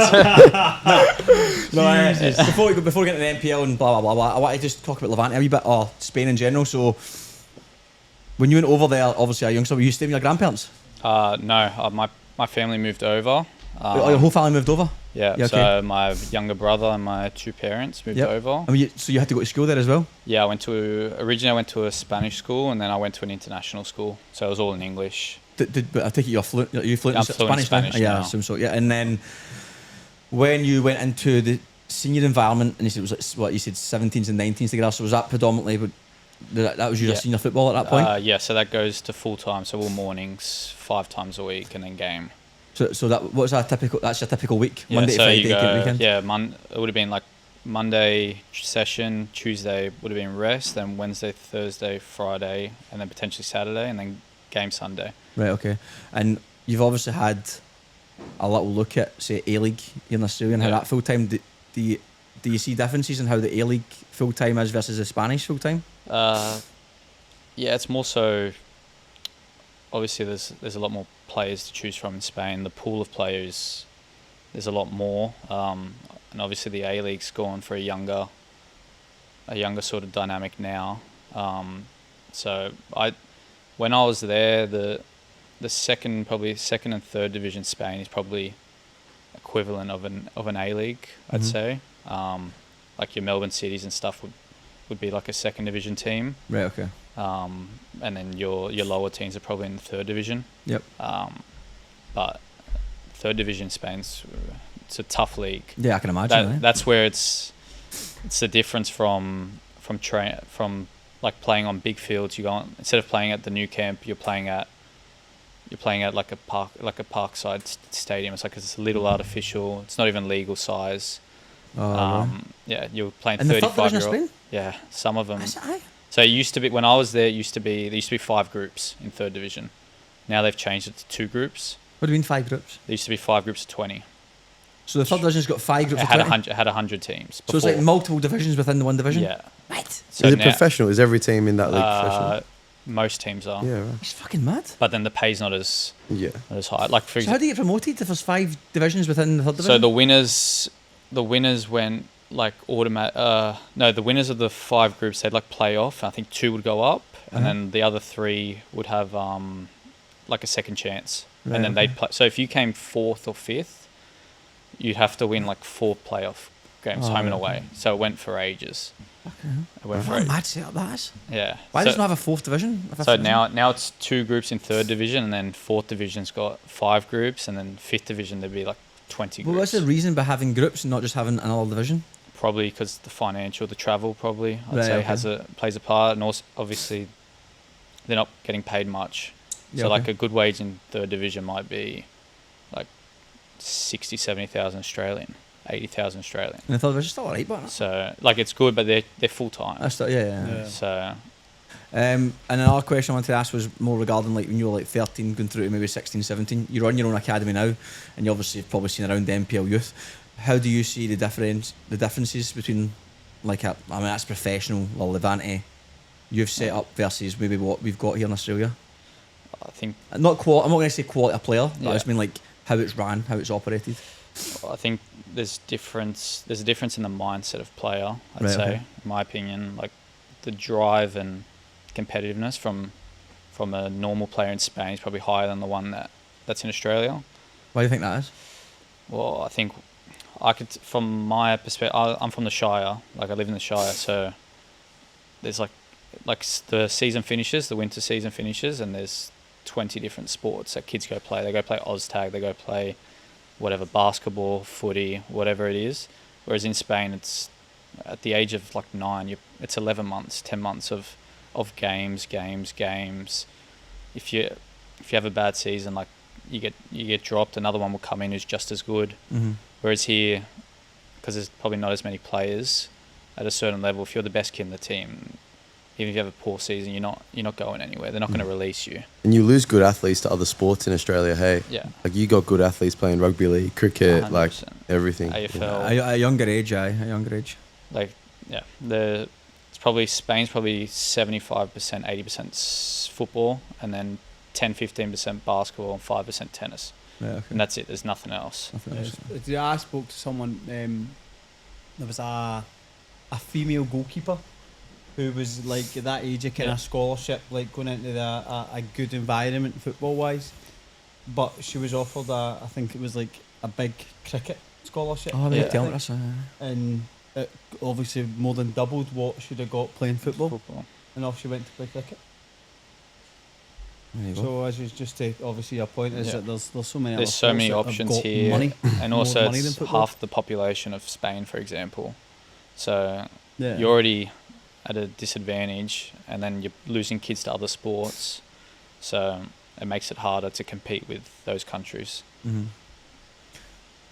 Oh, didn't know any of that, mate. That's pretty interesting. And then, so Levante, you just the COVID situation. So how did that come around in terms of you getting or leaving because of COVID? So I had a year left on my contract. Uh-huh. They've brought in a new technical director Yep. into like the senior space, and he's brought in his own players. It happens often in overseas where a new technical director will come in and he'll bring in all his players from agents he knows or players he's worked with in the past. So they basically said, either you have to find a new team pretty much, and I didn't want to necessarily leave because the coach of the reserve team at the time had me from under 17s to 19s, so he knew me quite well. It got to the end of August in Europe, which is the end of the transfer window, and basically they agreed to pay me out my whole last year, and the agent said to take it, which probably looking back I wouldn't have taken it. Right. I took it, and I was left with like no club after that. So I went to France for 2 months with my missus to live because that's where she's from. And then during that time, the coach of the reserve team ended up being the head coach for the La Liga team. Oh. And I still speak to him to this day. How's Wolves getting on? So it's a bit different, and he's at Osasuna now. He's the coach of the team in La Liga now. But football, it all comes down to decision, Moments, timing. There's a lot of variables. So, And then did you play against any like unreal players that are like known now? I remember playing Barcelona, and we were standing in the tunnel, and Araujo's next to me, the centre back. okay. And I'm looking at him like, this guy he looks like, it was what I expected Van Dijk to look like. Oh, is it? Like just 1.93 m, massive, super quick, just ridiculous. But like we growing up in my group was Levantes in Valencia, so we always had Valencia and Villarreal in our group. So we're playing. So I'd go from marking Jeremy Pino, who's at Crystal Palace, or Alex Boner, who's at Atletico Madrid, to then marking Kangin Lee, he was at Valencia at the time. Oh, wow. Ferran Torres was at Valencia at the time. So you played against these boys? Yeah, Aye. they weren't always in our group every year. But at the time you playing against them, like how off that level did you think you were? Did you think you were close enough to it? Yeah, I think that during that time from 16 to 19 is where I probably had my biggest jump. I was playing week in, week out. I was going up to the reserve team, coming back down. We lost the league by 1 point 3 years in a row to Valencia and Villarreal. So we're always going back and forth. And were you starting every week? Yeah, Aye. I was super close to having a call up to the Spanish national team under 19s. What? They rang up the reserve team coach, and were like, "Oh, we're interested." His name was Antonio Blanco. He played for Real Madrid. He's at Alaves now. Yep. He goes, if he pulls out injured, Danzo's gonna come in. But I couldn't get a look in at at the Socceroos or the Olyroos or anything at that stage because no one knew I was there. Like that was just what it So came no one down knew to. you were playing in Spain? No one really, because I went over so young. I know, but you think it'd be some sort of network of no. So I having a fucking agent? Yeah. Any chance of letting the people know in Australia no. what's happening? Is Aye. that No's job? An agent's job, 100% it is. Isn't that mental? Ferran Torres just signing for an NPL club. Mounties. Yeah. Aye. Cheers. That's mad, man. That is mad. Like you're talking about margins. That's not that long ago. Like you're talking. I mean, No. So, but then when I went to reserve, when I went to men's football, is probably where it became harder for me because I was probably a late developer, and third division, as I said, third division was harder than when I was training with the La Liga team. Yeah, like, physical. 'cause there's no like in the La Liga team they're moving the ball around. If you control it good, they're not necessarily pressing. They're waiting for you to make that bad touch and they're on you. Whereas third division is probably Don't care. closer to NPL where fullbacks don't jockey. You control it, they're going to go through you. Yeah. But it's all learning experience, I guess. If COVID didn't happen, do you think you'd have still been in Europe in the system? Looking back now, I should have stayed. Aye. I should have stayed in Europe, but it's a decision I made now. I've got to live with it. Oh, I mean, of course, you're man. another learning experience, whatever. Yeah. Crazy, but we've had quite a lot of people on the show who's had mad stories. Yeah, definitely. But that's why it's good. Again, that we're talking to some people at New South Wales all day there, and I was talking about how it's good having the players on the show because you get to know. I didn't know any of that, so that's pretty cool, mate. And then you come back to Australia, and did you say St George was the first club you went to? Yeah, St George as well. You couldn't get an NPL 1 gig? I had Wolves at the time, but none of the other teams. Got this lad for Levante. Nah, mate. Yeah, he it's signed- crazy that. What? That's crazy how you can't. No, I like, was just this boy who signed for fucking Mounties. He's decent. $3,000 a week. What? That's wild, man. Your agent's pish, mate. Yeah. Your agent is absolutely shite. Yeah, pretty much. So what happened there then? So Wolves, that didn't I materialise? thought at the time it was better to go work under Mark Milligan. Who's St George gaffer? He was the St. Right, George okay, guy. yep, So yep. I was with Harry. Harry was in that team. Connor Right. Quilligan, all them. Yeah. Oh, yeah. Yeah. Jay McGowan. Yeah. So they said it was better to go Decent there. side. So it's it a was, good team. we used to dominate teams. We just couldn't score. Aye. We didn't have a striker that year. That was the year you guys went up. Just want to say that, was that the same year? Yeah, it was the year you guys went up. Aye, these are good. That Pensos pitch, man. We had some good battles with you boys, to be fair. That was Yeah. good. That was a good season. I didn't know you were there that year. Yeah, I was the six. You just won the grand final that year, didn't you? Against Central Coast. No, that was City. We were Oh, at City. City, not Penshurst. Oh, so you were, aye. Barton Park. We played at Rockdale. Rockdale. Ah, Yeah. that's right. So he's dead, that's We right. played at Rockdale. Aye, So we so didn't have a did. great year. No, I Mark remember. left halfway through the season, and then we sort of struggled after that. Oh, and you get promoted. They got promoted the They year got after, promoted. didn't they? Yes, I was thinking St George City. Aye, okay. they got promoted. I didn't know you were on that team. Yeah. That is mental, mate. Yeah, that's wild, yeah. Levante, St George. But not just like just for content. I don't mean like teams. People can go for a good club, but that's for under 13s. They're there for about 9 years in total. 7 years. Yeah, I was in Spain for like 8-9 years. Playing at that level the whole time. Levante for 6 So years. in Yeah. 2021, Man City will signing you. They end up signing for St George NPL 2. That's wild, man. Are you still with the same agent? No, I don't have an Aye, agent. forget right. him. Get him to fuck. I never heard from him again when I came back. Really? Wow. Oh, that is wild. But I mean, it brings up a good point in terms of who else is out there for Australia who's left at 12, 13 I know. that we don't know of. I thought there'd be people that was their job to find No. players who are Australian To play for these teams. or who are just maybe who left when they're younger but they're eligible for. That's what I mean, to play for the Aye. young Well, Because Graham Arnold did that, didn't he? He got people to say like, we'll find someone with an Australian grandfather, Aye. and that's where we got like Boyle, Suter, Aye. all those Scottish lads. Oh, so- Scotland done that. Scotland done that as well. Aye. yeah. So I originally only got called up into the Olyroos team because the coach was Spanish. So Right. he had heard of me. It was Gombau was the coach at the time. Right. So that's where that all came from. Otherwise, probably would never have got a call up. Wow. Am I going to call up now? Good year. I don't know about that. I can't qualify for the 23s anymore. See how since obviously at Levante, you're at the top of your game. Obviously training full time, going for it. How was because NPL 2? You must have been training like twice a week, 3 times. Well, 3 times a week.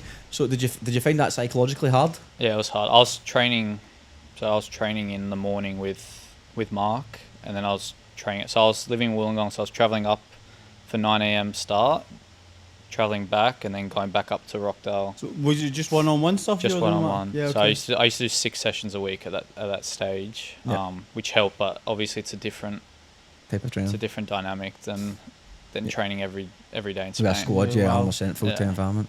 Yeah, that'd be tricky, But- man. Did you find that do you think over the last few years your ability have you developed? Do you feel you're still developing, or do you feel like you've plateaued a little bit when you came back? I think I've developed, but probably not to the extent. Is it not the you rate would, you wanted to? It's probably impossible to develop. Oh yeah, because to you that can't extent. replicate your environment. I remember training every day was the level was so high. Like that's what it was. Whereas here, it's obviously harder when we're in a semi-professional environment. So it's not the same. Yeah, of course. And I just don't understand how the A-League. I understand that you went to MPL2 because of Mark, and that was a bit of a choice because you did have an MPL1 option. But how is A-League not even an option? Yeah, because the year I went on loan, which was basically my last year at Levante, I went on loan to the 4th division team. I was speaking to clubs here to come on loan to an A-League team that year.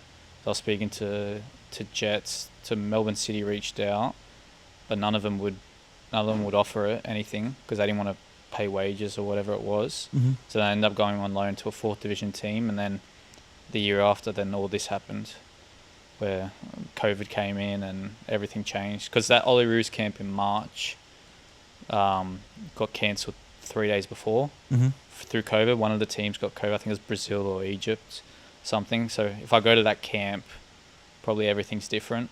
Like if I play a game for the Ollie Roos, then the A-League teams probably don't have any question marks of whether to sign me or not. Mm-hmm. But because that fell through, then they still didn't want to take the chance on me.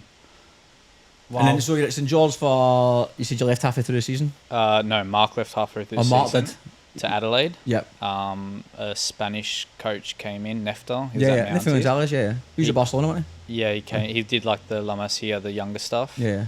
He came in for the last few games, but when Mark was the coach, Nick Stavroulakis was the assistant. Yep. So then the year after, he's obviously gone to Rockdale.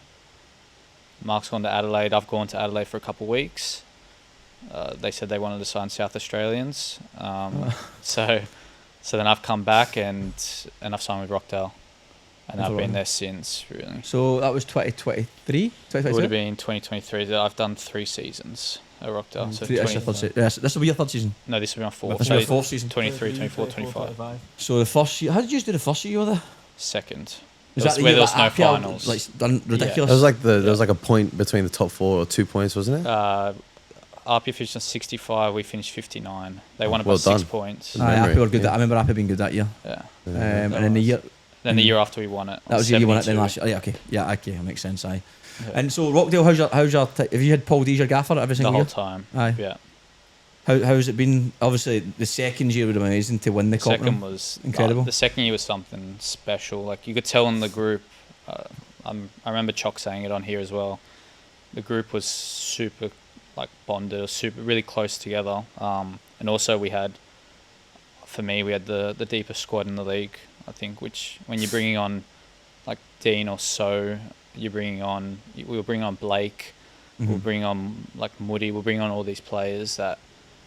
There's a reason why we scored 5 winners in the 90th minute as well. Cause I remember we played you even last season, and the game we drew 1-1 Yeah. at London, and fucking Sorge, Chris. Blake, Chris McStay come off the bench. I'm like, fucking no worries.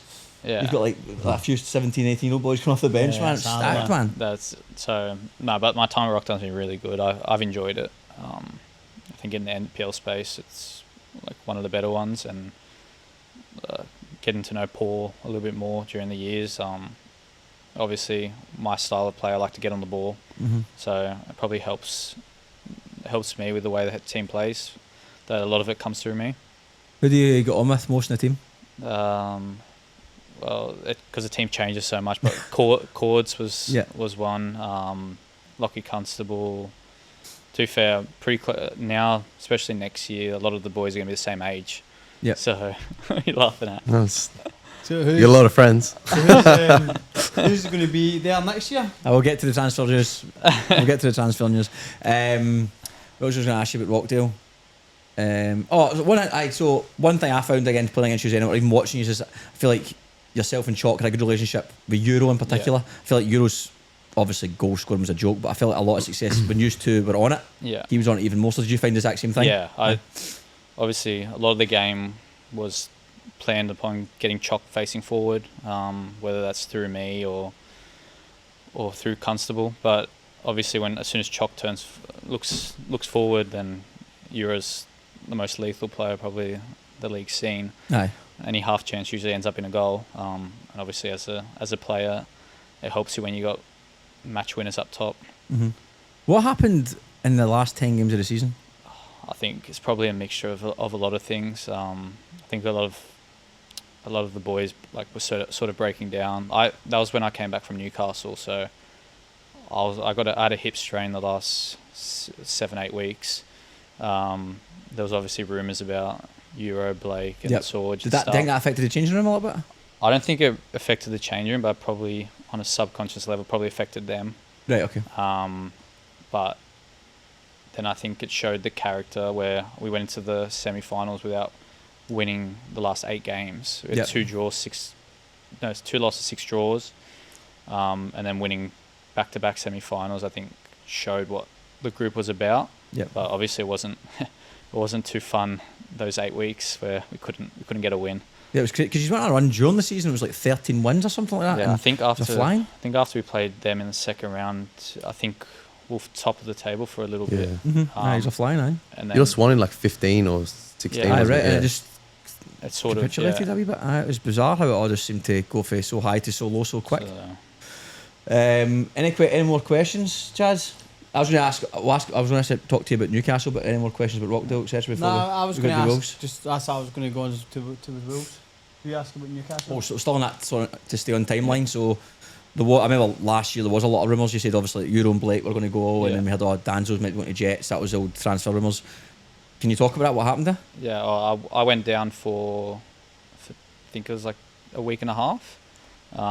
We played Blacktown City on the Sunday at their ground, which is like tough. This is the game you scored late. Pufflet scored late on. Yeah, we won Aye. 3-1, I think it was. Yeah, I know that. One day is in. And then that was 3 p.m. Sunday, and then I had to head to Newcastle that night, and then we trained I think 9 a.m. or 10 a.m.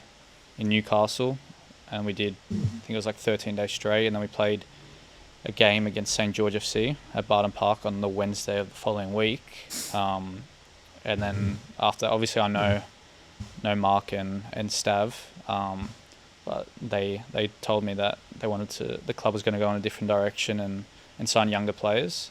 But yeah, that's sort of how that eventuated. Without, yeah. Did you train well during that period? Yeah, I thought I did. I was close with a couple of the boys there, like Kota, the Japanese player, and Max Burgess is a really good guy. So some place sort of thought I was going to sign, but yeah, they ended up going in a different direction. With I know it was touching us a little bit off air, but it's worth mentioning because some people might be thinking it. Considering you had Mark had seen you, Stav had seen you, did you think there was any need for a trial? Yeah, originally I didn't know like why they were bringing me in. Sort of if they were to see me within the group or see my ability within an A-League space. But yeah, they sort of already knew how I played going into it. I had Stav for 4 years. So I'd be lying if I didn't say it came at a bit of a shock. That nothing eventuated, but I guess that's football and sort of happened throughout my career. Do you think that what happened to you early in your career, maybe just you water off a duck's back thing, you've been through some stuff? Yeah, like was it easier to handle?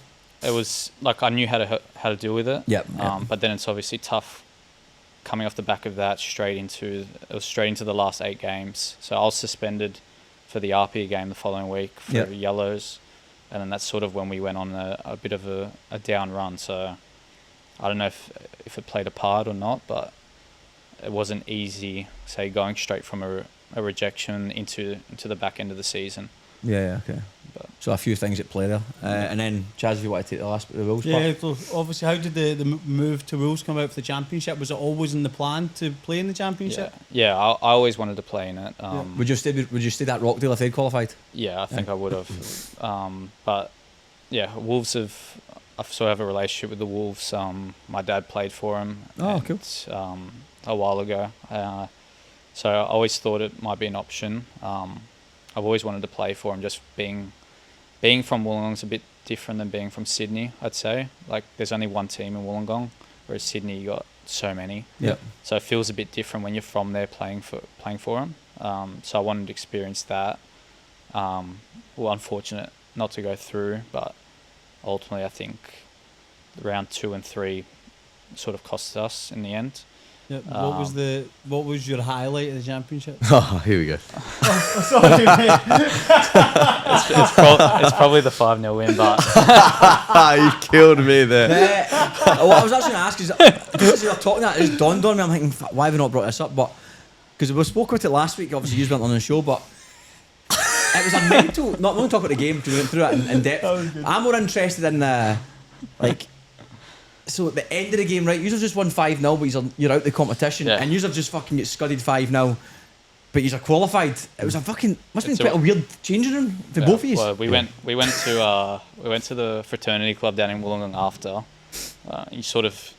You walk into the room, it's sort of like dead because you got them on one side on one of the tables. It's like hard. Awkward. Must have been weird that. Yeah, it was weird. It was just really quiet. Yeah, I think I'll tell the story. Like, obviously we lost 5-0 and it was embarrassing. And Flea's come in and he said, like, no beers when you get to the fraternity club. Like nothing. No, like you should be ashamed. Like probably what we deserved. Like we needed to hear it, and he gave it to us. So fair play to Flea. Anyway, we got to the fraternity club and Wollongong's owner comes up and we're all sat there like it's like a morgue in there. And the owner comes up and he goes, "Boys, like you were so respectful of us when you hosted us. The hospitality was incredible. Been nothing but professionals. Open bar tab." Oh, for fuck's sake! So all the lads are sort of like looking around, and then obviously it's gonna fall on the skipper. So I think Marco went up and had a word with Flea, but we didn't deserve nothing. So Marco came back. He didn't make eye contact with nobody. He just sat down. He was just like, we got no joy that day. To make matters worse, I don't think you know this either. We got back to Marconi like really late, and then I got in the car, and then obviously it's like an hour and a half from Wollongong to Marconi, and then it's probably another 40 minutes from me to my place. I pull out of the car park, and all I hear is like, psst, like my tire was pissing air, like all the alarms were going off. So I've called Griffo because I'm about to like lose my head, and he's coming. We've done my tire. So of all, like I live at Marconi, I'm there 24/7. Of every single day I could have done my tire leaving that. It was on that day. I was so close. And how was the changing room, as in from the gaffer standpoint? What was halftime team talk, and what was the post match like? It was relatively calm. Like the game just felt weird. Like everything around the game was like normal. Like preparation was normal, halftime was normal. It was just like, I don't know, you could probably tell us what it felt like from your perspective, but everything Wollongong touched, it was just like, all right, it's either gonna have to be a save or a goal. And like I don't know, they had that rhythm, they had that role. It probably felt like that for you. Like Rockdale, we tend to, or it's always battles against Marconi, and obviously we've come out on the other end with a big loss. So it just felt like one of those games where we're just picking up every second ball, every chance we went forward. It felt like a 3v1. It just felt like there was plenty of goals in there. On another day, if we put more away, because there was chances. As we spoke about in terms of from a gaffer standpoint, like we'll talk about obviously from Seka on the bench, like it's very difficult because of that feeling that you get, like everything's going to go in, and you're feeling like every time they go forward they're going to score. Sometimes the coach is just like, boys, you just need to sort this out in the pitch, man. Like nothing I can say can stop this. Like, but to be fair, in tournament football, you just need to qualify. So like at the end of the day, it's like, we got smashed, but in a weird way, you've kind of done the job. No, that's what I said. I said that. I said the next day. I said on that Sunday you'd have been gutted, but you woke up Monday morning and it's like, right, we play such and such next week. That's and we actually touched on that. Like the year we beat Rockdale 9-0, they went on and won the league. So it's like it's not as if like we're still in the competition. Do you know what I mean? And if anything, it kind of fueled the fire, and Yeah, that chips- I remember that chips speaking on to your the Rockdale shoulder. boys and they said that year. They said when they get beat That 9 was 0 the turning that was a point. turning Yeah. point, and they thought, fuck this, we need to. And then you won Yeah, what we 9 won- games in we a went row. on a big Aye. run. Yeah. Yeah. Aye, So- and it happens all the time. But it was just more from a neutral standpoint. It's a Watching it. unique. The goal before, I think Nuts. second half changes it. Aye, Yeah. in the Yeah. 47th minute. Aye, Yeah. it I was think that, if for it sure. goes in 1-0, it's Aye, it's- Marconi's you're not going to could have score. set up shop. Very a lot, hard to score it'd be tough five. to beat. Yeah. What about the chance at the end? Oh, Bunry. Bunry. You must have thought, I thought it was. I was ready to. I was ready Go to head to the mental. corner flag, Yeah. but oh, poor guy, man. Lockie Scott must have been raging as well. That's literally yeah. one of the top strikers in the league. A I yard know, behind man. him. I just don't understand why he decided to go with his head. Yeah, I He's a have to defender, ask him. It was Still, man. I know, but it's just like it's instinctual. Aye. Like a striker Mad. just flicks it or kicks it in, does his thing. yeah, looking back at it, the week before is probably one that hurts even more because we're 2-0 up against Hobart after 10 minutes, Aye, and we ended up winning 3-2. aye. And if you win that game 3 or 4-0, Ah, that's then it. You're then it safe. makes that game more manageable. Mm. Yep, yep.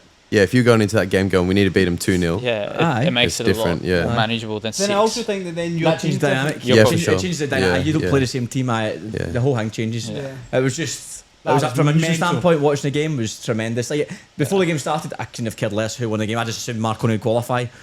But it was when you got the 5th goal, I'm like, fuck it, give us a 6th. Yeah. This will be Australian football magic. Because there was a period in But- the second half where we didn't score for like 20-25 minutes. I think it was stay at 3-0. And then we've got the 4th and the 5th Aye, pretty aye. quick. And then it's like, oh, we can do it. Aye, So, Scary. crazy. Football's amazing, man. Mad. Football's so good, man. Mad. So obviously back to Rockdale. yeah. Who will we be seeing in Rockdale colours Oh, next year? was it NPL transfers now? Yep. Okay, we're going to Rimmers. Okay, here we go. I could probably only say the ones that are public Oh, knowledge. don't be Well, a shite I know bag. you've had a team meeting in person, so you know exactly who's I in wasn't that there. squad. Oh, you know there? Nah. We had training that night. It was the week that we played Oh, played okay. Marconi. Okay. Obviously, Ollie's signed. Yep. Levi, Levi K, that's right. Yeah. Levi K, Harry McCarthy, Yep. and then there's a couple more, but But what? I think Jimmy knows more. Why would I know? Who's signed for Rockdale? James Hilton. Do you know? He plays for Rockdale. I haven't been down. Oh, I mean, did someone going to say something? Oh, well, Runners? so we know that Griff's away Yeah, so to Rockdale. Potentially. But still sitting in the fence. Lockie Griffith. I'll just tell you what I've heard. Aye, I heard Dude, Griff. I'm not sitting in rooms seeing a contract get signed. This is what I get told. Like Griff and Tass had both signed for Rockdale. I've also heard Tass and Griff will link with Auckland Yep. for the Oceania Cup or something. Yeah. Whatever it's Channel called. League or whatever.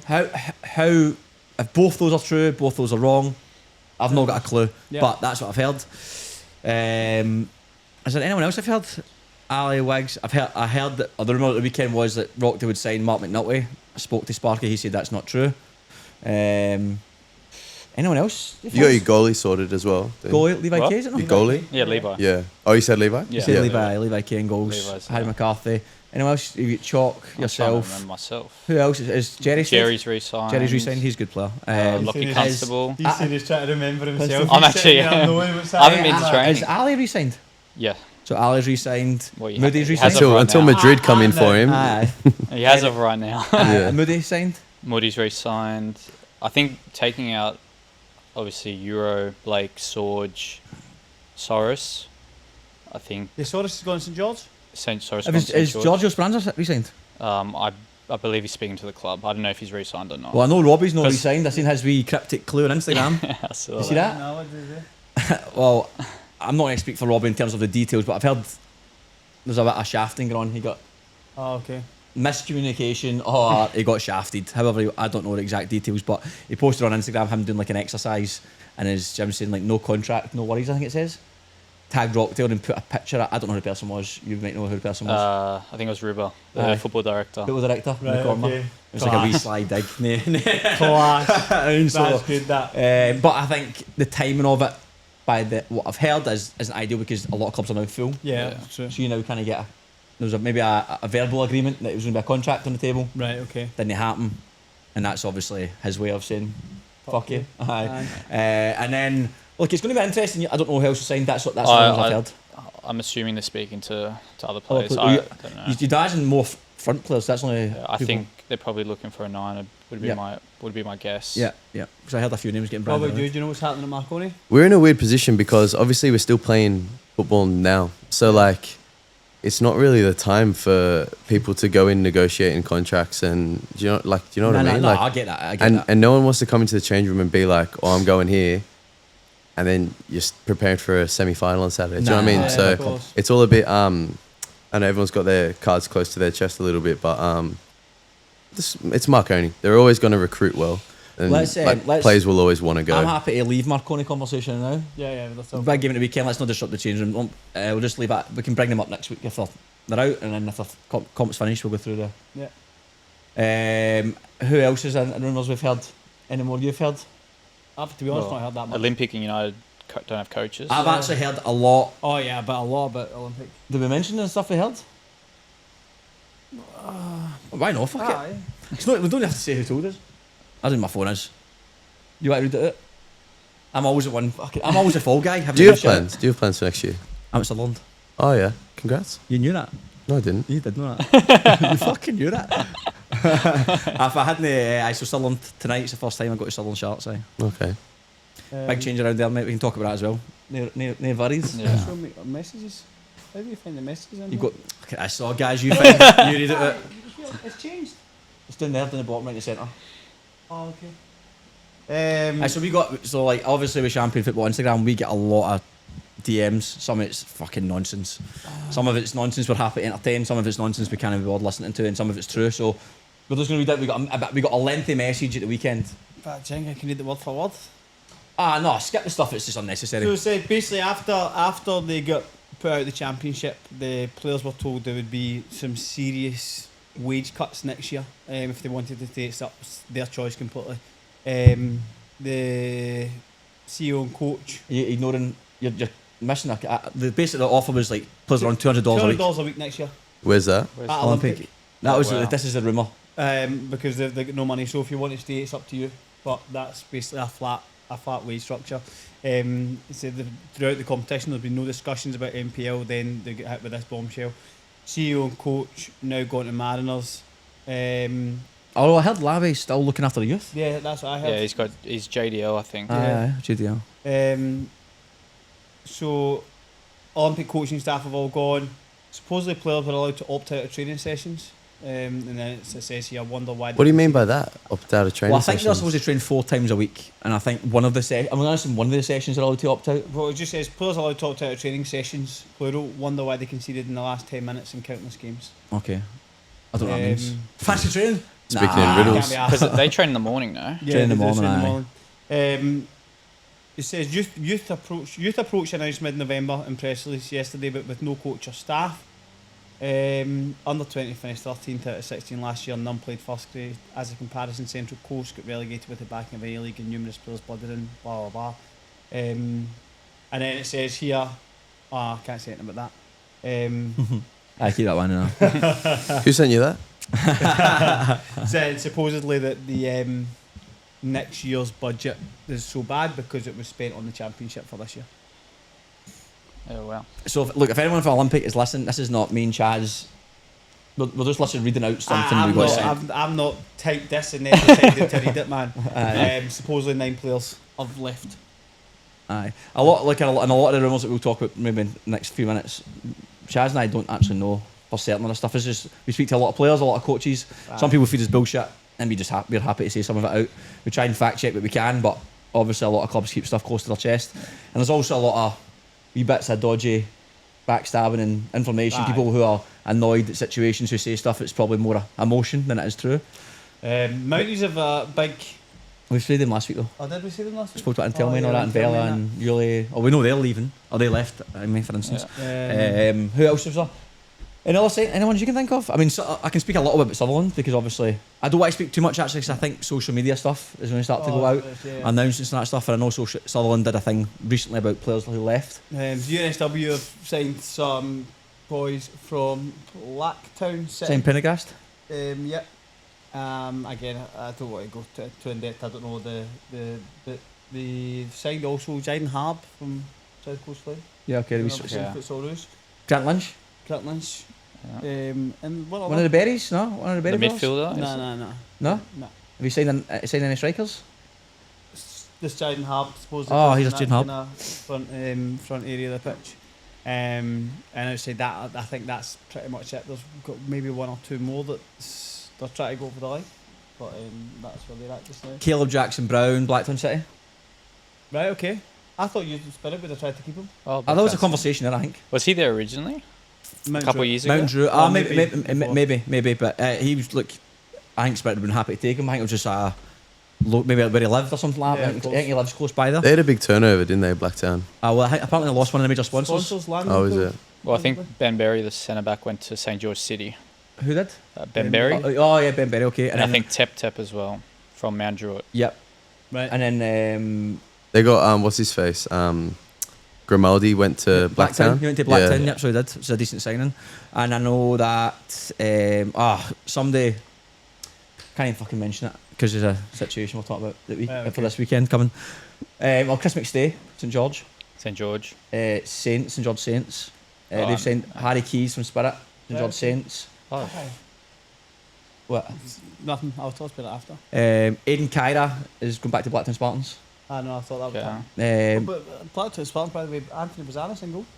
Who? Oh. Oh, Bazanis. yeah. Yeah. The Spartans. Big Kai signing. Denton's back at Tigers. Yeah. Spirit signed the winger from Canberra, Croatia, that's Shoki, the wee Japanese boy in the left wing. Okay, Good yeah. player. Costa Petratos, Spirit. Right. Okay. Who's the Japanese boy? Someone said the Japanese boy. Probably every day. Signed at least one. Otherwise, they're Can't remember. mental. Oh, The what? Rockdale signed the Japanese boy, did he not? Did we? Awada. No. You didn't sign him?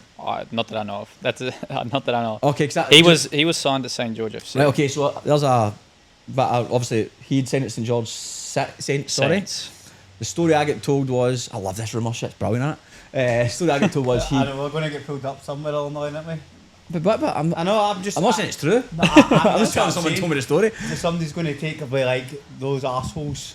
I get called far worse every single day. So he got signed with St George Saints, and then he got a text message. He got a sign-on fee, got some contract all sorted and all the rest of it. Then he got a text message saying your services are no longer required. I said, Pretty George, cool, that. after he got the signing off fee, Aye, you've got far too much money, man. I heard he wanted money for his visa. but I get told that was agreed, and Okay. the contract been signed, and then for whatever reason, I've heard various reasons why they pulled the plug. What are the reasons? And that one was like, they didn't realise he was 32 or something like that. Right, So I'm like, okay. how the fuck can you not realise how old the guy is? So I don't know how much truth is in that. So then they pulled the pin in. He obviously, similar to a lot of other players, clubs are starting to get full. Then he was asking around, but they used to play for Rockdale when he was class at Rockdale, to be fair. And I heard he was back there, but Oh, okay. I haven't heard I anything. haven't heard anything. Yeah, well, there you go. Manly, Yeah. I heard Manly saying a lot of young boys. You're a new coach. You've got a new coach, Serbian guy? Aye. Serbian guy? mate. My mate, aye. Sydney United, I've heard they've actually signed some players as well, but I've not heard any names. Right, But I've heard there's some players, that's the truth. Marconi will leave. Apia, is Dom going back to Adelaide? Yeah. Alright, so Dom's going back to Adelaide. I've heard Saya's re-signed. They signed Mikey Conestable. Yeah. I've heard Drayden Kelly's leaving to go somewhere else. I don't think NPL though. Yeah, no, I I think think he's leaving Sydney. Yeah, I think he's leaving as well. I think something to do with visas as well. Oh, is it Visa? Aye? So yeah. Okay, well I don't know. There's probably some NPL 2, NPL 3 goss kicking about as well, but I don't want to spend too long on it No. without having a list of things in front of me. We've actually been ages with everything, which is quite good. I've enjoyed it. So we'll go back on to the Australian Championship. Sorry guys, I get a wee bit distracted. Let's be honest, NPL is going to be class. Aye. Can't wait to get back in it again, man. So Heidelberg and Metro Stars finished 6-1. First of all, before we watch the game, a shout out to John Anastasiadis, who seemed to be off to take the hospital before the game. I heard something yesterday saying that he was alright. Okay, I good. don't know what happened. Good. But I shout out to him, hoping it does recover quickly. Oh, you've been What happy a- sitting in the hospital watching this. What a that's for sure. start for Metro Stars. A great finish, this, Great by goal, the way. great. Assist, goalie assist. What? Goalie assist, yeah. Wow. Oh, for fuck's sake. Fucking goalies. You don't see centre backs making passes like that. This was a good goal. They weren't ahead for long. Jamie Gown. Great finish as well. Keep us He too was high. he was good when he was in NPL. He was a good player. Oh, you Yeah. played with him, you said? I played with him, he's He was a good. good player. That's a good. Did he go straight to Heidelberg when he left Southern? Yeah, He did, yeah. this is his first year there. Sorry, I'm just going to cut in. See, Metro Stars. I swear they conceded 3 or 4 goals. Mate, through this. build up, mate. I was watching it going like, what? Heidelberg are on clearly flying here. Stop trying to build up. But they just kept doing it. I know, they were not in. Even though it was 5-1, when it was a fifth or sixth Aye. goal, they conceded as well. I don't know why they were doing it.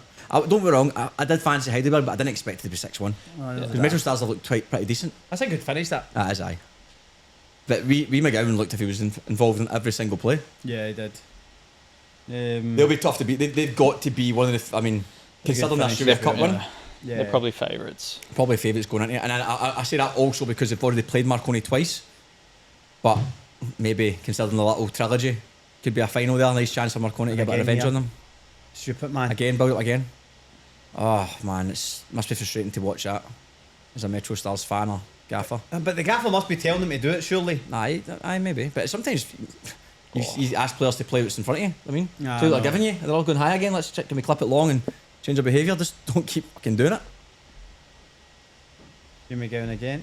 Aye, he was involved in everything. Played really well. That's well, Mike. Frustrating afternoon. That's a for- good finish, this. Oh, was it? by the full Aye, back, great so- finish, mate. He's a good player, that kid. He was at Humble. Melbourne City. Yeah, he only was he, just eh? come in Yeah. like Yeah, for he's the only- tournament. He's new. Yeah. Here we go again. There's 3-1 at half time. Their press is very the ball good. over again. When we played Heidelberg, their press is very, very good. And that's you my actually point. think? Aye, but, Yeah. but they know that. Everyone knows Miss that. it out. Don't Yeah. let them. Like everyone knows their press is good.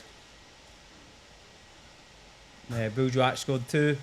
That's his second there. Make it 4-1 just after half time. This is the sort of performance I was expecting from Apia. I was expecting them to go and boss, like pump a few teams, like boss it. Because Heidelberg look, Measures They looked- starts. They look Lethal like man. a team that's played together for a aye, while. they look lethal, man. Well, they've played like what 50 Yeah. games this Yeah, year they together. have. Oh, Avondale apparently, a lot of their squad Good going to get up for strike, 7 that. years. The Avondale squad. Really? Aye. Humble scored. Measure Stars 5th in the 56th minute. That was a great goal. That's a great strike. Again, but caught playing out from the back. It's nuts. Absolutely nuts. It was an onslaught. At one point, I just thought, just end the game for Metro Stars because it could have got nasty. 6-1 was bad, but it could have got worse. 5-1. They decided That's to the point. continue. Like what he's doing, man. I mean, fair again, Heidelberg, but the top of being ruthless. What a I finish love- this is. I love that for Heidelberg, but like just 5-1, just pump them, keep going. The keepers pass the ball to He's a good who player. scored the Lesio. fifth? This year Where's is he a looking very, at he's any a They've very not got good many player. bad players, have they? Him Well, and Collins are... he stands out in a good team. Aye, aye. So I finished 6-1 to Heidelberg. Favourites, would you say? I would say they're favourites just because, as I said, they've already played Marconi twice. Both games have been tight. I felt like at the both games, I thought the one at Melbourne was probably the one that maybe Heidelberg edged it. The one at Palace could have went either way. Yeah. But I think you're going to have to go off that evidence in front of you. They've played twice and Marconi haven't beat them yet. But I think at the same time, it could be the perfect opportunity. A win, a draw. Is it chance now for Marconi to get the one up them? If they can get past Morton. But Heidelberg versus South Melbourne's not going to be Aye, fucking. it's not an easy game. South Melbourne are going Especially to. at this Well, place. they And played, it's at they played in Lakeside. the Doherty Cup. We'll go on it now, but fuck me, see, man, they are yes, you're unique. right. And South Melbourne beat them. Yeah, in that Doherty Cup. Aye, South Melbourne are fucking a unique team, by the way. Like I've not seen a team play like they're not just a let's just go along and see what happens. They've got a tactic and they do it very, very well. It's a good save from Chris early on that. Great save, mate. Do you know? Obviously, he's free here, right? But they block unbelievably. They've got blockers all over the place. I'm being serious. No, I mean serious. They intentionally just block people, and Aye. everyone's got a clear role of what the crack is here. They play for set pieces, they play for throw-ins, and everyone knows what they're doing. Jamie Verseski was raging. Was it cold? Why is Why is Jamie Jamie wearing gloves? I'll tell you in a second. It wasn't because it was cold. So this is a big chance. massive Oh. chance. Massive chance. This was the That first. Mikola 7 minutes in. The first 10 minutes was just Free header. the ball apart. That first 10 minutes. The first half, the ball was out the park constantly.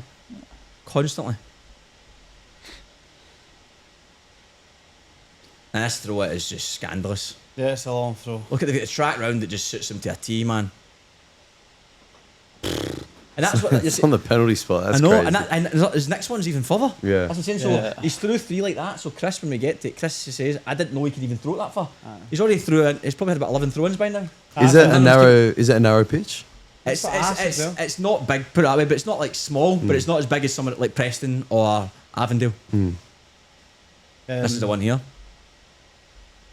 So every time the ball went out, you're like, this is a corner. Yes, yeah. You having to set up. You'd almost rather a corner, wouldn't you? I probably, mate. Oh, It's actually very clever from their player. Like, I actually was speaking to look at that, man. That's ridiculous.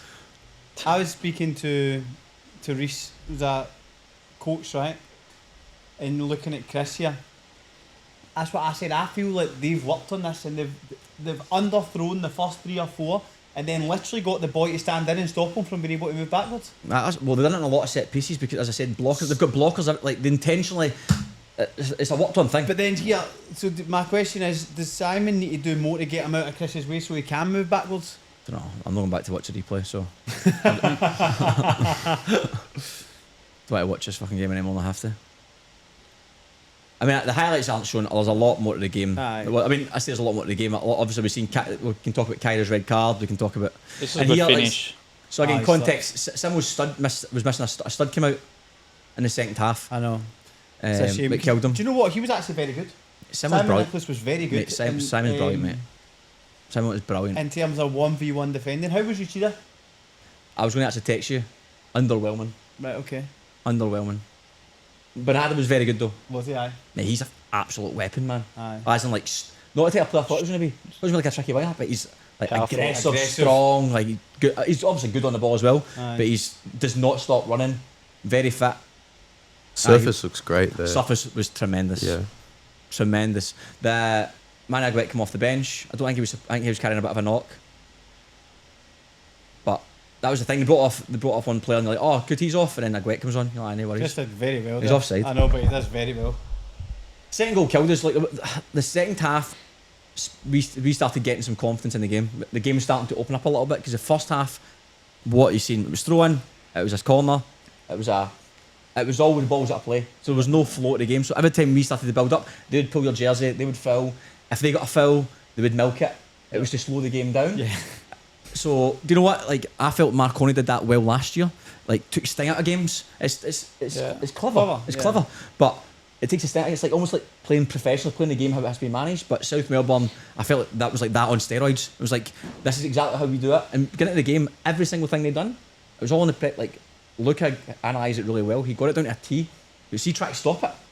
It's alright just saying this is what we're going to do. But when you're in it, it's fucking difficult, man, because they've done it so well. So every time you got any sort of passing going, you're under pressure straight away. They're pulling your jersey, they're fouling you, they're clipping you, and then it's like, okay, stop, restart. They're set up again. So and then the biggest thing for us, we didn't have a 9. Yeah. Kyra, for context, anyone who was wondering, Kyra couldn't start. He had a bit of a hip flexor issue. We're only going to give him like the last 20-30 minutes if we had to. But then because of the way the game went in the first half, we needed an outlet. You needed something. As soon as he came on, it made a massive difference. Oh, it did. And we started to see more opportunities without creating too much. We had Mikey had a good chance, Taki had a good chance, and Wiggs had a good chance. And then all their chances mainly came from set Taki's piece. ball to Mikey was Class. great Mikey pass. didn't know how much. If he just knew how much time he had, he could have always got a touch. Yeah, And of course. Would he have scored? I don't know. But the second goal, after the second goal, Okay. it was always going to be very, very tricky. But look, South Melbourne Stadium, brilliant. What was the scan like? Scam was amazing. Cameron Croatia still top of the list for me. Right, okay. But still brilliant. It was like chorizo, slow cooked chicken, like rice. Souvlaki?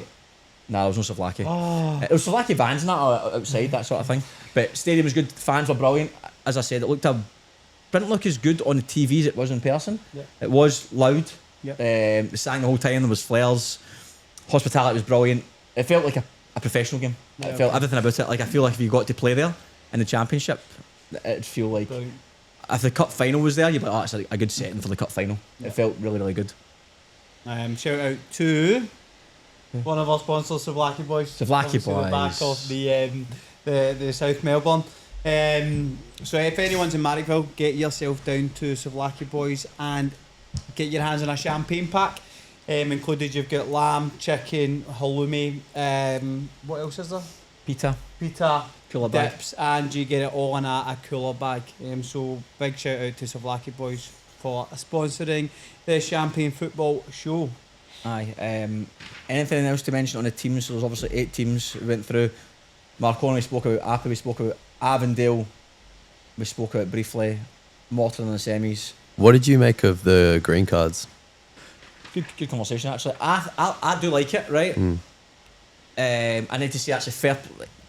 I'm not going to talk about the referees too much, but I thought the decisions made because of them were massive for us. Like, I don't know if you've seen the moment. Did you watch the full game? I saw the red card. Did you see the Ollie Wiggin moment? Oh no. Oh yeah, I saw a little bit. So there's a moment in the game where we get out, play one of those one things. Yeah, It's 2v2. Hang on, is this when they gave South Melbourne a free kick? Mate, a joke. Oh yeah, A yeah. joke, I man. saw that. Yeah. So it's 2v2. Wiggs gets in front of his man, so it's a 2v1. The guy grabs him by the waist, like a rugby yanks tackle. yanks him, and then Wiggs eventually just like shoves his hand away. And then the big cuts guy it, was holding his face, rolling around. And then they got the free kick. Yeah. Then they try and get him sent off, so they call for the thing. Luckily, the VAR says no, it wasn't. But then they get the free kick. Aye, I didn't understand that. Baffled me, right? But again, the decision was right not to get the thing, mate. Aye. There was a moment in the first half. Uchida gets fouled by their fullback Ed Mustafi, which I thought was a penalty. Right, okay. Nudged him. Like, again, maybe debatable. I thought at the time, if they claim this, I think this might get a penalty. But they didn't claim for it. Right, okay. So maybe they didn't think it was a penalty, which was a bit of a surprise. And then the big one, Kyra, which wasn't in the highlights, 45 seconds into the second half. Kyra's just off the bench. 45 Yeah. seconds, aye. Like, he was up to kick the ball, obviously over the shoulder, kicks him. The lad pretends he's been kicked in the face. He gets a straight red straight away, and then it goes to VR. And look, fair play, they turned it Yeah, over. turned it round. And the referee after the game just very quickly had a quick conversation with him.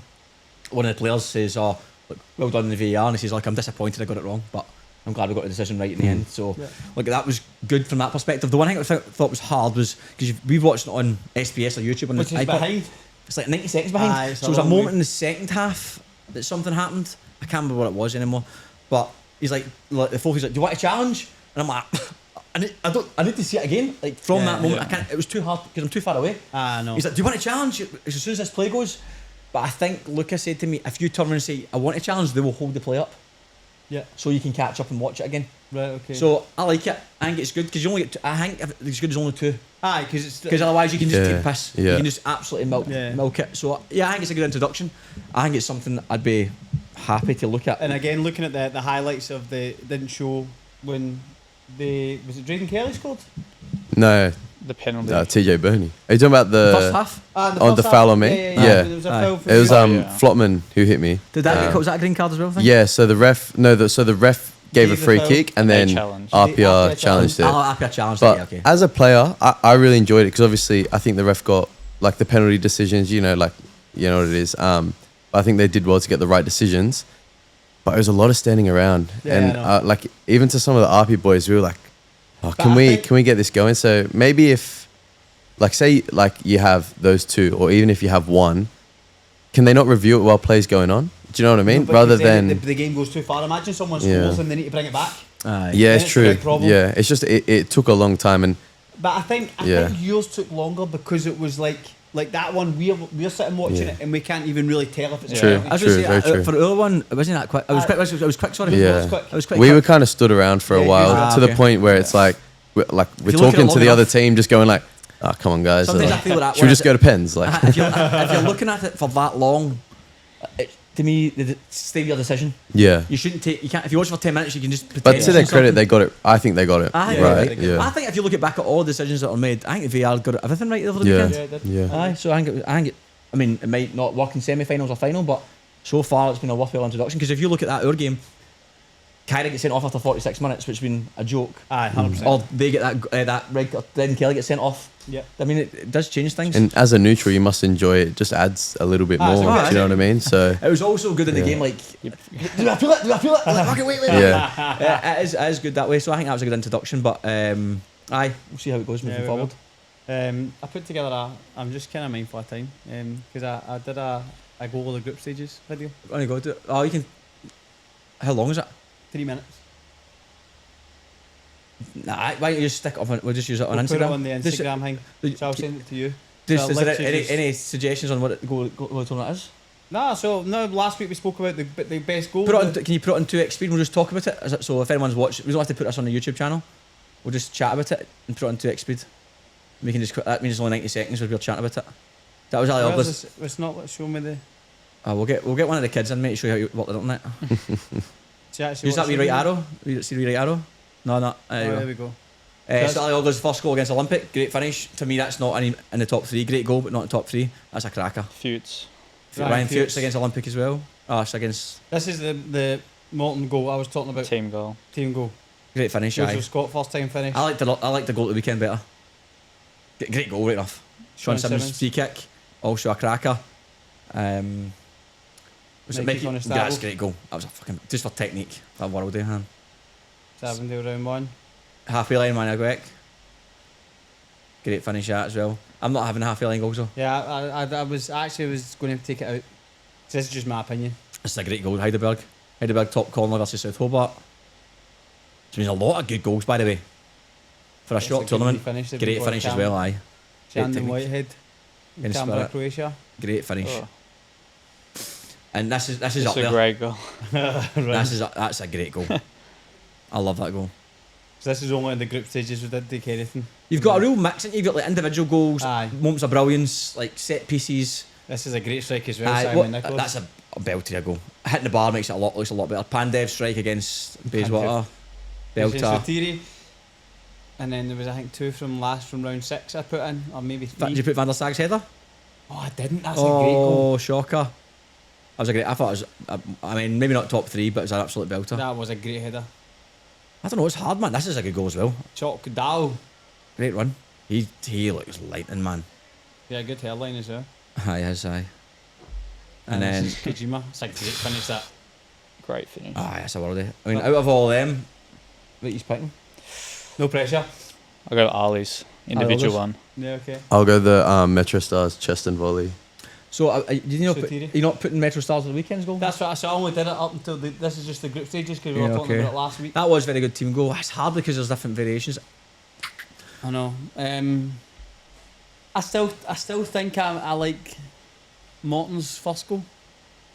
The team goal. That was nice. Like I would say Mikey's, but I don't want to sound biased, so I'm going to say Ali Ogler's.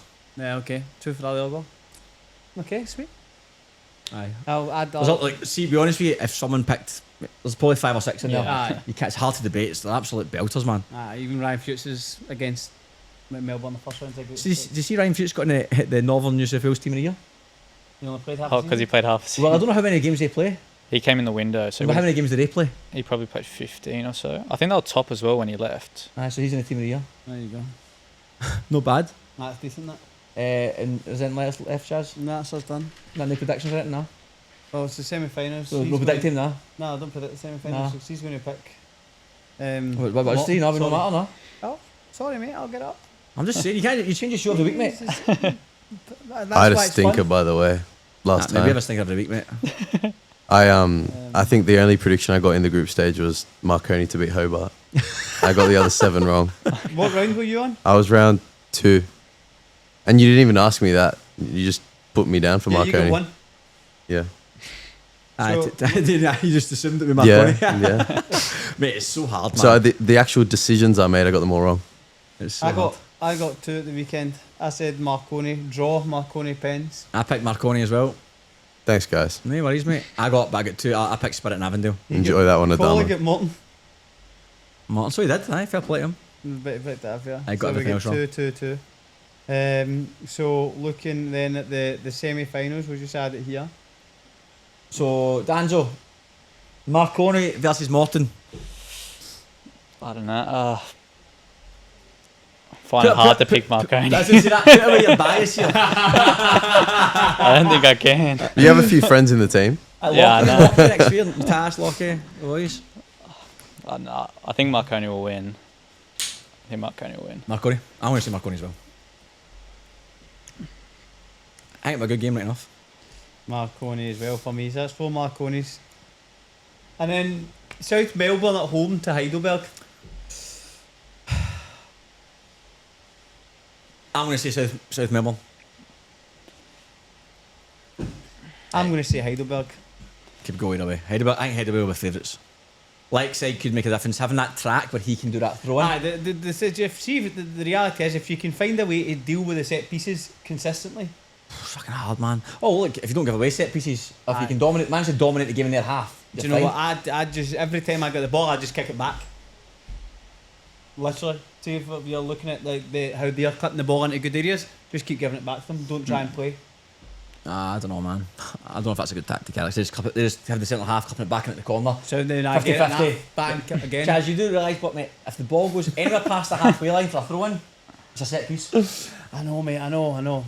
It's an absolute weapon, that thing. No, it's And you know mad. what, I just need to also say, it's not even the fact that because they have that long throw in, it causes you to go, right, we better set up. So then what they do is they flip it and go short. And you're not set up for it. And then you step out and they whip one in. Aye, nah, mate. I don't. I'm not sitting here saying that I've got a. That's exactly what you're sitting there a saying it. foolproof way of hanging it. I just think that you just need to keep the ball as far away from your fucking goal as possible. That sounds like every game of football, though, does it not? Yeah, well, nah, not really. Keep the ball away far away from your goal. Nah, because in other games, Right, doesn't matter. We'll move on. You picking? I'll go. I've already picked. I'll go it. south. You going south? South. I don't want to choose just because if we win and we make the final, Can we get go, mate? nah, just Come on, put me pick down one. for whatever. Come Nah, on. nah. Just put me down for whatever. Shite bag. That is unbelievable. How you're not even influencing this game whatsoever. No, but like if we beat Morton, then we have to play one of them, and I don't want to play the one I didn't pick, and they're angry. Don't want to poke the bear. None of those boys listening to this show. Jensen, Nah, who are you going to pick for No South Melbourne or Heidelberg? He's acting like he knows. Heidelberg. There you There we go. go. 2 for Heidelberg, 2 for South Melbourne. And then I believe next week is our last show. We're not doing one after the final. That's correct. Aye. Pre-season this week. You back? I'm not back He's yet. not, You're not back. But Rockdale back. Rockdale were back. They started last week. As in training, full training. Yeah. I think everyone's pretty much back full training now. Yep, pretty much. When does Marconi go back? January. we haven't probably? even spoken about it. Sort of going, so. You'd imagine January, but it's hard. That's a hard balance. You just finished 10th of December. Yeah. No. If you get to the final, and then you've got It's the 6th, I think, the final. The six, Yeah, 6. Yeah. sixth. Oh, sorry, sixth. I hope so. I booked a holiday, so Well, you probably have a month off Nah, to get to the final. Okay, well, lads, thanks for coming to the show. Best of luck at the weekend, mate. thank you. And good luck with your pre-season, mate. Thanks for having me. Aye, pleasure. Thanks for coming on, mate. No, thanks very much, gents. Done. Cheers. Done. Yeah, good actually, man. Yeah. Thanks for having us. What's that guy's name you said? The gaffer was the one. Oh, Danny.